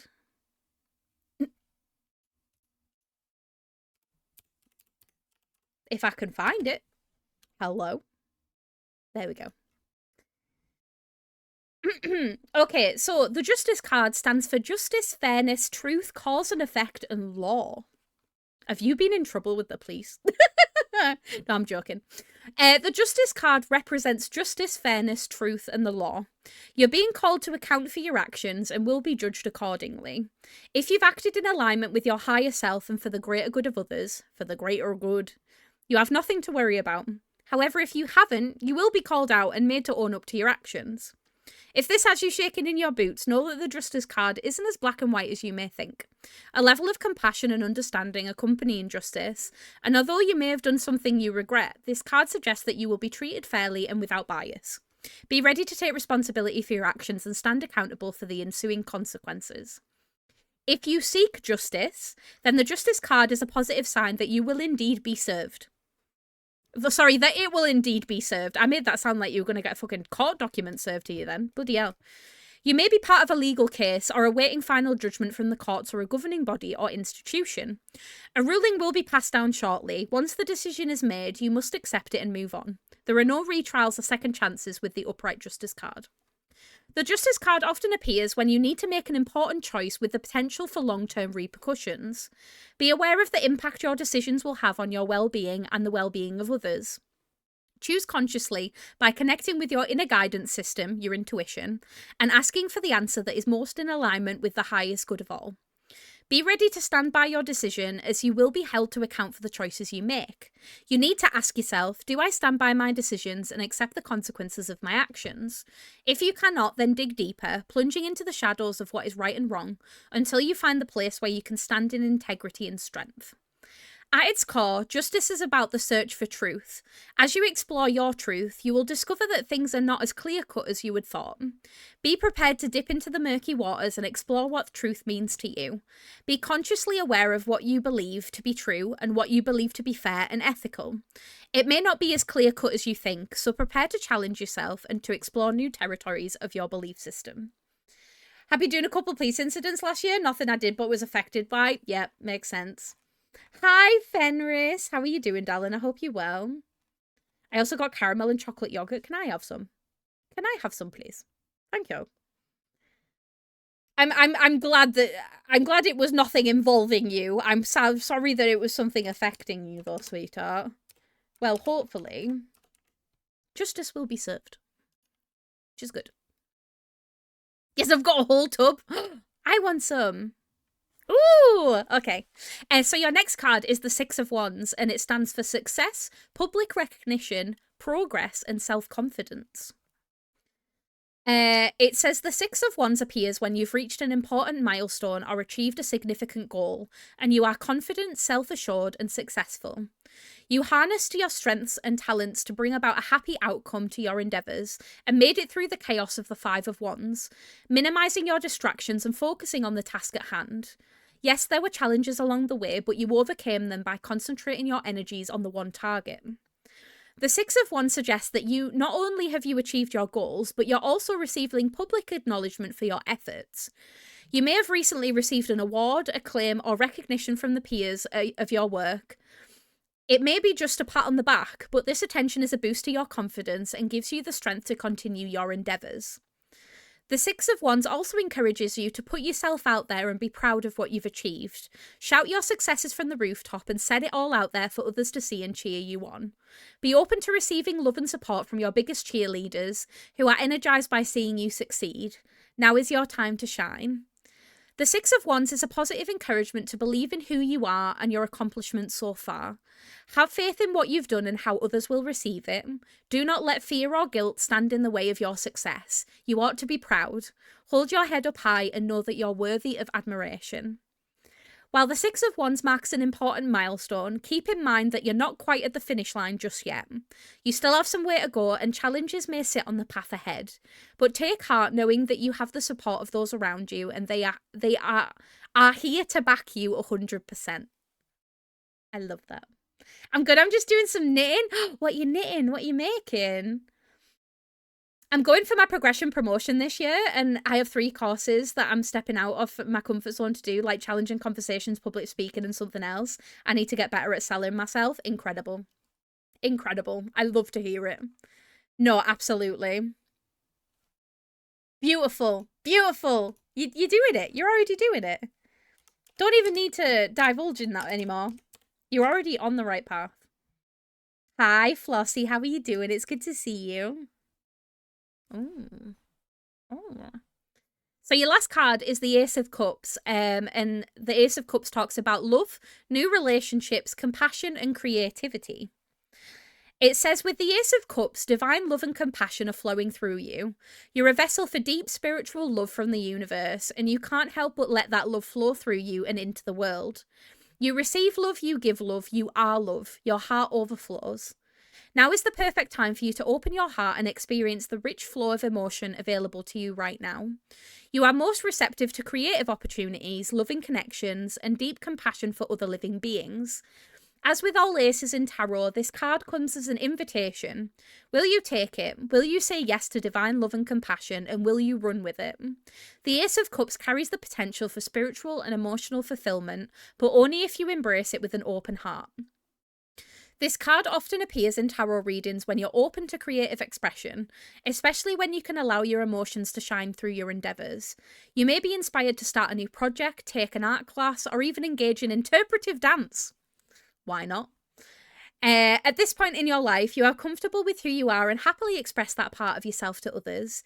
You see fresh potential in allowing your creative juices to flow. Let your imagination and talent unfurl to new possibilities. The Ace of Cups often represents a new relationship, be it a friendship, a family connection, or a blossoming romance. It's exciting, fluttery even, and you are so glad to have met somebody with whom you can share a special connection. Give yourself permission to open yourself to giving and receiving unconditional love, and you will notice that affection flows effortlessly when you're in this loving state of mind. The water in the card reflects the flow of emotion, and thus the Ace of Cups suggests that the enthusiasm you two generate will get you fired up about yourself and life. There is a generous, compassionate side to the Ace of Cups too. See this as a time of giving, not taking, and make the most of any opportunity to help others. You have the power to share your inner radiance and positive energy, bringing great happiness to those around you. And you will find that the more you give, the more you receive on multiple levels. Finally, the Ace of Cups can signify conception, pregnancy, or birth. Don't worry. Look at the other cards in the reading for further confirmation. On a more metaphorical level, it may mean the birth of a new idea or a spark of inspiration, something in which you can invest a great deal of love and creative energy. I always love it when it's got that bit at the end. It's like, no babies, no babies. It can mean that, but yeah, generally it's like, it's the birthing of a thing. It's the birthing of an an idea or a thought or something that you want to do. Do you know what I mean? I think it's really sweet. But yeah, there's your reading, my love. All very good things. All very, very good things. I survived the day, so I'm happy and I'm exhausted. Still can't sleep though. But yeah, I'm good. How are you? I'm doing good, thank you. I'm proud of you for doing the thing. Oh yeah, don't forget to get your daily rat tails, folks. I always forget about those. You are so welcome. I'm excited to see what you do with all of these new courses and these new ideas that you've got surging about. It's beautiful. I love to see it. And that, everyone, lovely folks, concludes my 3-card reading. So now it's going to speed up a little bit. I have 3 redemptions for single card pulls. We've got Tantail first. Tantail, are you here? Are you around? Thank you for waiting for nearly an hour. I don't know where I'm knocking to, but I am. I'll give myself a moment to breathe and have a vape.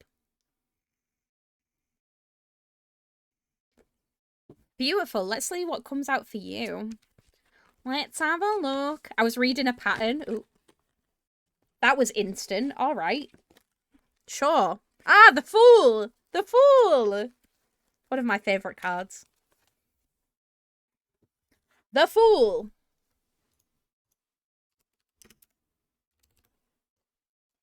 Let's have a look. Oh, bollocks. I clicked on the wrong link. 1 minute. There we go. Okay, so the Fool stands for beginnings, innocence, spontaneity, and a free spirit. And it says, the Fool is a card of new beginnings, opportunity, and potential. Just like the young man, you're on the outset of your journey, standing on the cliff's edge, about to take your first step into the unknown. Even though you don't know exactly where you're going, you're being called to commit yourself and follow your heart. No matter how crazy this leap of faith might seem to you, now is time where you need to trust where the universe is taking you. As you undertake this new journey, the Fool encourages you to have an open, curious mind and a sense of excitement. Throw caution to the wind and be ready to embrace the unknown, leaving behind any fear, worry, or anxiety about what may or may not happen. This is about new experience, personal growth, development, and adventure. The time is now. Take that leap of faith, even if you don't feel 100% ready or equipped for what is coming. Seriously, what are you waiting for? Do you think you need to have everything mapped out before you can begin? No way, not with the Fool. He ventures out on his own journey with just his essential belongings, and now he invites you to do the same. You don't need to wait for someone to give you the green light or hold off until you have all the skills, tools, and resources you think you might need. You're ready. If you've been watching for a sign, this is it. This is a time of great potential and opportunity for you right now. The world is your oyster, and anything can happen. Use your creative mind with a dash of spontaneity and make the most of this magical time and bring forth new ideas in powerful ways. The Fool is your invitation to relax, play, and have fun.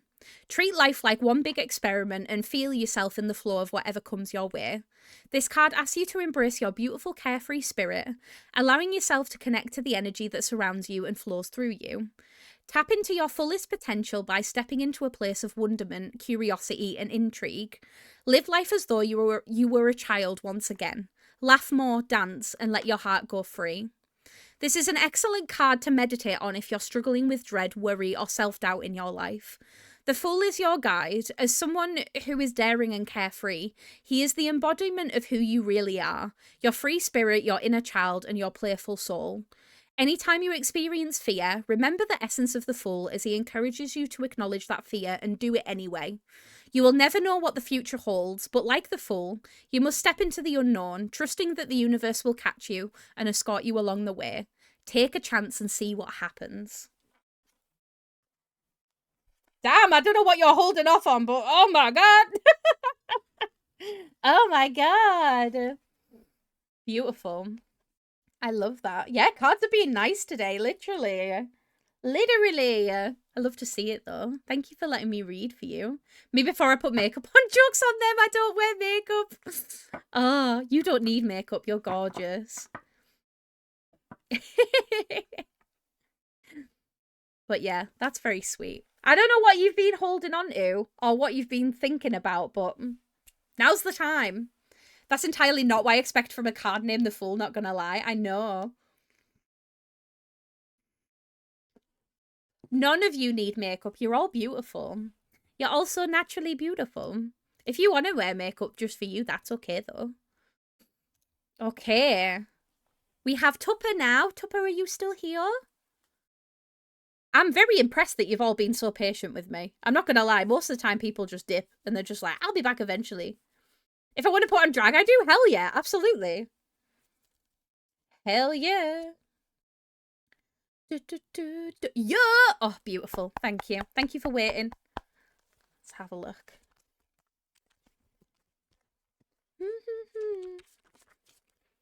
I never told you I did drag for 3 weeks, did I? No, you didn't! But hell yeah.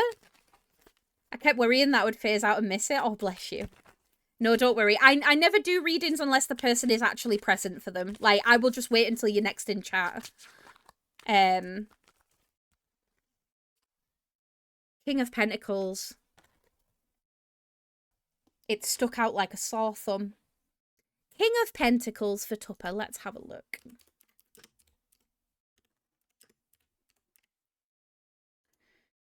I was asked to try drag out and it lasted for 3 weeks. I was called Lady Lavender. I love that name. Iconic. Oh, okay. So the King of Pentacles, Tupper, stands for wealth, business, leadership, security, discipline, and abundance. Love all of those words. I like your funny words, Magic Man. The King of Pentacles represents material wealth, financial abundance, and worldly success. The king is a faithful provider. He uses his ambition and confidence to create wealth for himself and others, and generates his self-worth from what he has accumulated and can share with others. He is also a fatherly figure who provides others with advice, guidance, and wisdom, especially in financial and work-related matters. When the King of Pentacles appears in a tarot reading, you are confident and successful at attracting and managing wealth. Not only do you identify opportunities for growth and success, but you draw upon your self-discipline and control to manage your wealth and invest it wisely for the long term. The arrival of the King of Pentacles indicates that you can translate your vision into something tangible, practical, and often very lucrative. You are the ultimate business owner. You do not merely come up with ideas and hope for the best. You work hard to map out your plan of attack, gather your resources, and manifest your goals, often with tremendous success. You are like King Midas. Everything you touch turns to gold. When you apply yourself to your vision, you create huge success, particularly on a financial level. Money flows easily and abundantly to you, and as you sit at the pinnacle of your economic power and influence, you can rest assured of your continued prosperity. You no longer struggle to achieve what you desire, like the page in the night, nor do you have any need to prove yourself. The King of Pentacles often indicates the final fulfillment of a creative task, a business venture, or investment. Through diligence, responsibility, and attention to detail, you've achieved great things and can simply say that you have completed your task or attained your goal. You can now enjoy all that you've accomplished and the success that you've created. You have created a rich life, not just financially, but also spiritually, which will set you up well for the future. The King of Pentacles knows that a methodical, planned, and well-thought-out approach will lead you to success. You've experimented in the past with what works best and have landed on your own methods and practices you know will continue to work for you in the future. Continue down this path rather than trying new ways of doing things. You do not need to take any more risks. Very interesting. I don't know what you have on the horizon or what you've been up to, but this is very fun. This is very, very fun. God, I love tarot. I love that you love tarot. I'm guessing that resonates, which is wonderful. But yeah, King of Pentacles energy. We love to see it. It's beautiful.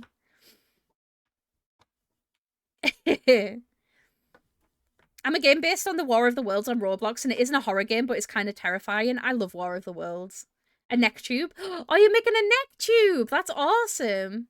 I just got a massive raise at work and got note that we'll be back paid from April of 2025 in an amount that could potentially be life-altering. I'm a fucking genius. That's incredible. Holy shit. Oh, I love that. Love, love, love, love, love. Well, it's already been answered, but like very much reassurance. I love that. That's wonderful news. Congratulations. That's fucking huge. Hell yeah. The gift that keeps on giving. We love to see it. We love to see it. I did it by accident. I'm glad it resonates though. It makes my heart happy. Thank you for letting me read for you. And I hope that that financial abundance continues. I really do. It's wonderful. Okay, Bubbles, it's your turn. Let's see. Let's see what we've got. I'm going to have to start getting a move on because I've only got 20 minutes left of stream. We have the 9 of Swords for you, my love. You've done 2 for me now and they've both been wild. It happens. Sometimes they're really on it, sometimes they're not. And I always say to people, like, don't make it fit if it doesn't fit, but if it does, yay. We love it. That's awesome. I'm glad I hit the nail on the head. Aww. Boobs. Okay, the 9 of Swords represents anxiety, worry, fear, depression, and nightmares. Have we been going through a bit of a rough time with our mentee H? Let me read. The 9 of Swords suggests that dark thoughts and disturbing feelings are weighing you down and keeping you up at night. You're worrying excessively about a situation and your negative thoughts are getting the better of you, leaving you stressed and anxious. The more you associate with your fears, the more they will rule your life. As you obsess over what's not working, the more anxious you become and the more you will worry. It becomes a negative cycle where one awful thought leads to another and another and another until they overwhelm you. Just as the 9 swords are stacking up upon each other on the wall, so too are your negative thoughts. I'm just always going to remember me being in the throes of Horse Wars and you literally drawing the horse card for me. I remember that. Oh my god. It was so good. Be careful, because the fear and worry in the 9 of Swords can become a self-fulfilling prophecy. As you obsess over what might go wrong, you are more likely to manifest your worst-case scenario because you're inadvertently acting in ways that support your negative thoughts. For example, you may worry that your partner will cheat on you even though you found no signs of infidelity. The more you stress about this potential outcome, the more the anxiety pushes away your partner until one day he feels so disconnected from you that he starts a new relationship with somebody else. That is just an example. When you are repeating negative thoughts in your mind, you run the risk of manifesting them in your life. So the 9 of Swords asks you to break the cycle. Every time a negative emotion comes up, replace it with a positive one instead. The 9 of Swords reminds you that much of the fear and worry you are experiencing is in your head and not necessarily an accurate reflection of what is happening around you. You may make things worse for yourself by overthinking or obsessing over the worst case scenarios. It's time to examine your situation from a new perspective. Instead of looking for evidence of what is going wrong, put your attention to what is going right. Take a deep breath and realise that life is not as dreadful as it seems, and the more you worry, the more harm you're doing to yourself. The 9 of Swords often crops up when worry, despair and anxiety are quite literally keeping you up at night. You may not be sleeping well or you're experiencing frequent nightmares. Your constant thoughts are preventing you from resting. When the 9 of Swords appears in a reading, it's time to reach out for help. You don't need to do this alone. Enlist in the support of others to help you get through this dark period of your life. Others will help you to see the light at the end of the tunnel and lead you towards a solution or a sense of peace despite your troubles. You're struggling to look at your situation clearly as you're plagued by negative thoughts, so having an objective third-party perspective will help you find your way out. Yes. Yes. Now, there is part of that I don't necessarily agree with, right? I don't necessarily agree that your bad thoughts can then manifest into a bad life. I do think it can contribute, but I don't necessarily think that that's wholly the case. Do you know what I mean? But yes, definitely seek that third-party perspective. Invest in a friend that you know well, and try to see things from a different point of view. Because everything feels kind of overwhelming at the minute. And I hope it gets better soon. I really, really do. I feel like a lot of us at one point and another can sort of relate to that card in a lot of ways. You're not forever alone. No. Just waiting for the right person. Just waiting. It was a different deck. I don't remember what deck it was. But there's horses in tarot decks. There's a lot of like horse riding and stuff. Speaking of, it was the one on the top, which is weird. No! Oh my god, have you had to do that? Honestly, best thing I could recommend, get your Hoover, if you've got a stick Hoover, and put a sock over the Hoover and go over where it fell off, and it'll suck it up. Honestly, as somebody that this has happened to before, do it. I hope that you don't have, like, boards with slats in them, otherwise it's probably in one of the cracks. That happened to me before, it fucking sucked. I have achieved victory. I've gotten both socks on before your stream ended. Yes! I'm so proud of you. So proud of you, lady. Hell yeah. Okay. Who is next? But yeah, I do hope things feel lighter soon, Bubs. I really do. And thank you for letting me read for you. I'm sorry it wasn't necessarily the happiest card in the world, but sometimes you've got to hear it to believe it, right? But that sounds accurate. I get that. But yeah, definitely speak to a friend. You know, invest in a different perspective. Don't let it, like, completely wallow. Ronnie could not get it on again, so we tried a hoop. No could do. Had a long one, put it in, but oh my god, it hurt. It fell in the sink and I caught it. It's just tiny, so we could put it on. Oh my god. Bloody hell. Well, let's aim for just, like, one breakdown next week. Yeah? Just one. I joke, but obviously I do genuinely hope you're okay. I really, really do. I have a physical disability and trying to get socks on or getting dressed can be difficult sometimes, so be able to get it done before your stream ended is amazing, and yes, I did grumble a bit. I hope the grumbling helped at least a little bit. We have a lot of people in here with a lot of different physical disabilities and stuff like that, so I get it. Like, totally get it. Hi, Mochi! How are you doing, darling? It's good to see you. Welcome home. We've ended up doing an unintentional just chatting stream. I was going to play video games today, but we ended up talking for like 2 hours, and then we've been doing card readings ever since. And I still have 2 more readings to do before the end of stream, so I need to get a bloody move on. Oh my god, thank you everybody though. I always like to have a game that I do plan on playing in case we run out of stuff to talk about and I need to kind of default to a video game. But it's been so nice today to have, like, so many people to talk to and, like, chill. It's been so nice. I got this. You do got this! Oh my god, 60 months. Mochi, stop it. Thank you so much. I really appreciate you. Thank you for all the love and support. It means the world. Thank you. Also, Azure, I hope you have a good sleep. Good luck. Wait, no. Wait, no. I'm choking. That's fucking 5 years. Wait, 60 months. 60 months divided by 12. 12, 24, 46. I can't do math. Is it? Is it 5 years? Holy shit. Thank you for being subscribed for fucking 5 years, my guy. I was literally saying to everybody earlier, I was like, y'all are starting to, like, get up in subscription times, and it's scaring me.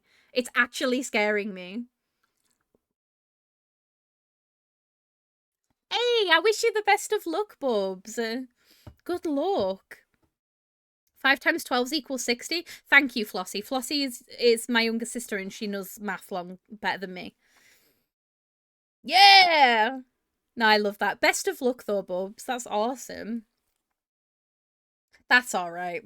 You'll be able to get one. Fenris, are you here? Sorry, I don't mean to, like, move the conversation along, but I want to make sure that I get everyone's readings in. No starving. High protein. High protein. High protein always.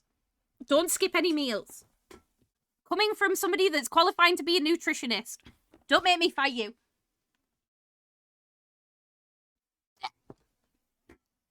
You can be full and also in a calorie deficit. I lose with honor.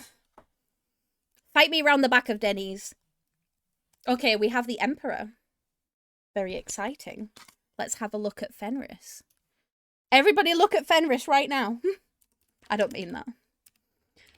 But no, I do wish you the best of luck, sweetheart. Alright, Denny's, can we get some food? Yeah, absolutely. I want pancakes. Ooh, okay. So the Emperor stands for authority, establishment, structure, and a father figure.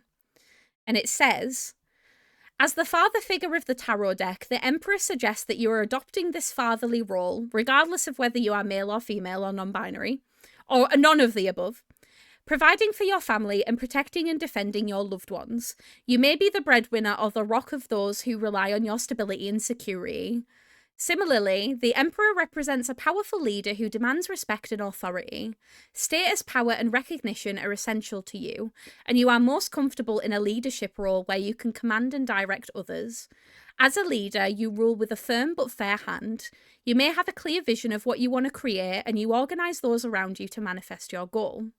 You listen to the advice of others, but you prefer to have the final say. Conflict doesn't scare you, and you won't hesitate to use your power to protect who you care about. And in return, those people will repay you with the loyalty and respect that you deserve. Claim your authority as leader and influencer, and don't let others put you down. The Emperor reflects a system bound by rules and regulations. You create law and order by applying principles or guidelines to a specific situation. Create calm out of chaos by breaking down any problem into its parts and then mapping out the actions you need to take to resolve it. Be systematic, strategic, and highly organised in your approach and stick to your plan until the end. The Emperor card also signifies world knowledge and expertise. Through the course of your life, you've gained valuable wisdom and life experience, and now you enjoy offering guidance, advice, and direction to somebody who might benefit from it. You may be a teacher, coach, boss, or just a good friend who likes to take what you've learned and pass it on to others so they can be as wise and powerful as you. I love that. I love that. Oh, nice, Flossie. I'll have to have a look at that one. I need to, I want to get back on Finch at some point. I like Finch. That's another self-care app that's really, really good. Very cool. But yeah, the Emperor. You have Emperor energy, Fenris, which is very, very interesting. Some hits, some miss. That is absolutely fine. Like I say, don't make it all fit if it doesn't all fit. But yeah, you definitely are in that sort of... that role of taking care of the people around you, which is a very, very positive trait to have, to be fair. Thank you for letting me read for you. Oh, okay. Last reading of the evening is for Madame Floss. And then I'm going to have to wrap up and find somewhere to read. I wasn't anticipating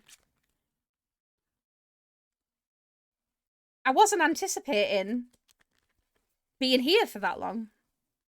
You're on 580-day streak. Wow. I forget about the app for like months at a time, and then I come back to it and I'm like, oh my god, I forgot that this existed. That's amazing. Something to definitely be proud of. Hey, if it helps, use all the tools provided to you. Okay, what does Flossie need to hear? The Six of Pentacles. Very cute. Very cute. I love it. It's such a cute app. It really is. I love dressing up my little burb. Six of Pentacles. Let's have a look. I have the widget on my home screen. It helps. I need to do that. I need to rejig my entire phone, to be honest. Oh, cute. Okay, so the Six of Pentacles stands for giving, receiving, sharing wealth, generosity, and charity. It says, you may be like the wealthy man in this card, sharing your wealth and abundance with others. You've accumulated great wealth and are now in a position to offer financial assistance to those in need. You give generously through charitable donations or fundraising, and enjoy the good feelings and associated with helping others. Even if you're not financially wealthy, you offer up your time, energy, love, and support to those who are in need, knowing it will be appreciated. Giving of your time or your wisdom is often just as spiritually fulfilling as giving away money or gifts, and the intangible gift of your presence is received just as well, if not better. There may be times where you wonder if you can truly afford to give generously to others, and the wise advice of the Six of Pentacles is to trust that every contribution you make is valued and will come back to you threefold. You may also be inclined to make a loan to somebody on the promise that they'll eventually pay you back once they're back on their feet. This is a loan built on trust and good faith, knowing that if you give something away, it will come back to you. Remember, though, that this exchange is more about a short-term fix and not a sustainable solution. So think about how you can financially support your family or friends in a way that encourages them towards self-sufficiency. On the other hand, you may be on the receiving end of other people's generosity, accepting these gifts with gratitude. This will help you to get back on your feet and to eventually repay the charitable organisation or individual, either with your time or your restored wealth. You also need to identify ways in which you can be more self-sufficient in the long run. The risk of accepting charity is that you become dependent on it and cannot look after yourself. Be mindful that you're not growing submissive or noticeably desperate as a result of charity that somebody else is providing you. Finally, the Six of Pentacles is a card representing financial harmony. The amounts flowing in and out are in balance, and you're thankful for what you have and happy to share with others in need. I love that. That's so cute. I love it. So what if next stream I redeem a reading for the rat community? The whole community? I don't know if I'd be able to do that. I've never thought of like doing a group one like that. Oh god, could you imagine how chaotic that would be though? Individual ones are easier because they're individual, right? But doing it for a whole collective would be hard. Really hard. I know your stream is going to end soon, but I need to get food and my meds. So I'll say goodnight for now and I'll potentially try to catch you next stream. No worries, lady. Thank you so much for hanging out, sweetheart. I hope you have a lovely rest of your day, whatever you get up to, okay? And I'm back tomorrow, so if you want to see me tomorrow, you can. I'm helping my mother in a yarn shop and the wise world knowledge is definitely hit. Yeah, I love that. That's amazing, though. That's beautiful. At first I was like, what do you mean, bro? I have no money. It's not necessarily about like actual wealth, like actual like monetary wealth. Sometimes it's about the wealth of your energy. It's to do with the wealth of like the skills that you have and what you have to offer other people that's not necessarily financial. So yeah, very exciting. I can't believe how much this stream has zoomed over. Thank you all so much for a lovely first stream back. It's been so nice. And it's been so nice being able to check in with everybody and say hi. In regards to this week, I am starting to build myself up to my regular schedule again. But I am going to be streaming tonight, tomorrow night, and also Thursday night as well. Same time, so it'll be 7 PM my time till 11. So I'll be around. We might play some games tomorrow, we might not. We'll just have to see what happens. I'm going to try and get a job and a license soon as well. That's amazing. I wish you the best of luck. You've got this. You're going to absolutely smash it. I'm so sleepy. Yeah, you need to go bed. You need to go bed. You got stuff to do tomorrow. And I need to go to bed as well. I need to go lay down. Today has been incredibly lovely and rewarding, but also tiring. I love streaming so much, but I always forget how much like energy it takes. Do you know what I mean? I should go to bed too. I think we should all go to bed. I think us all collectively going to bed is going to be a good idea. So in regards to raids, we are going to go and raid the lovely Diet Elf. Elfie is such a lovely friend of mine. I highly recommend that you come and check out her stream. I'm sure it'd be hugely appreciated. She's playing some No Man's Sky tonight, which is very, very fun. I'll be back tomorrow night, so I'll look forward to seeing you all then. Thank you everybody for hanging out, even if you've been lurking. It means a huge amount, so thank you for giving me such a lovely warm welcome and setting us up for an awesome 2026 of more streaming and very, very good things. So I'm excited. If any of you are interested, we do have a Discord server. If you want to come and join, you're more than welcome. If you don't want to, that is fine. I'm going to be back tomorrow, same time. So I'll look forward to seeing you all tomorrow. Yeah? Okay. I love you all so, so much. I hope you all have a lovely rest of your day, morning, evening, night, wherever you are, whatever time zone. And I'll see you tomorrow. Okay? I love you. Bye.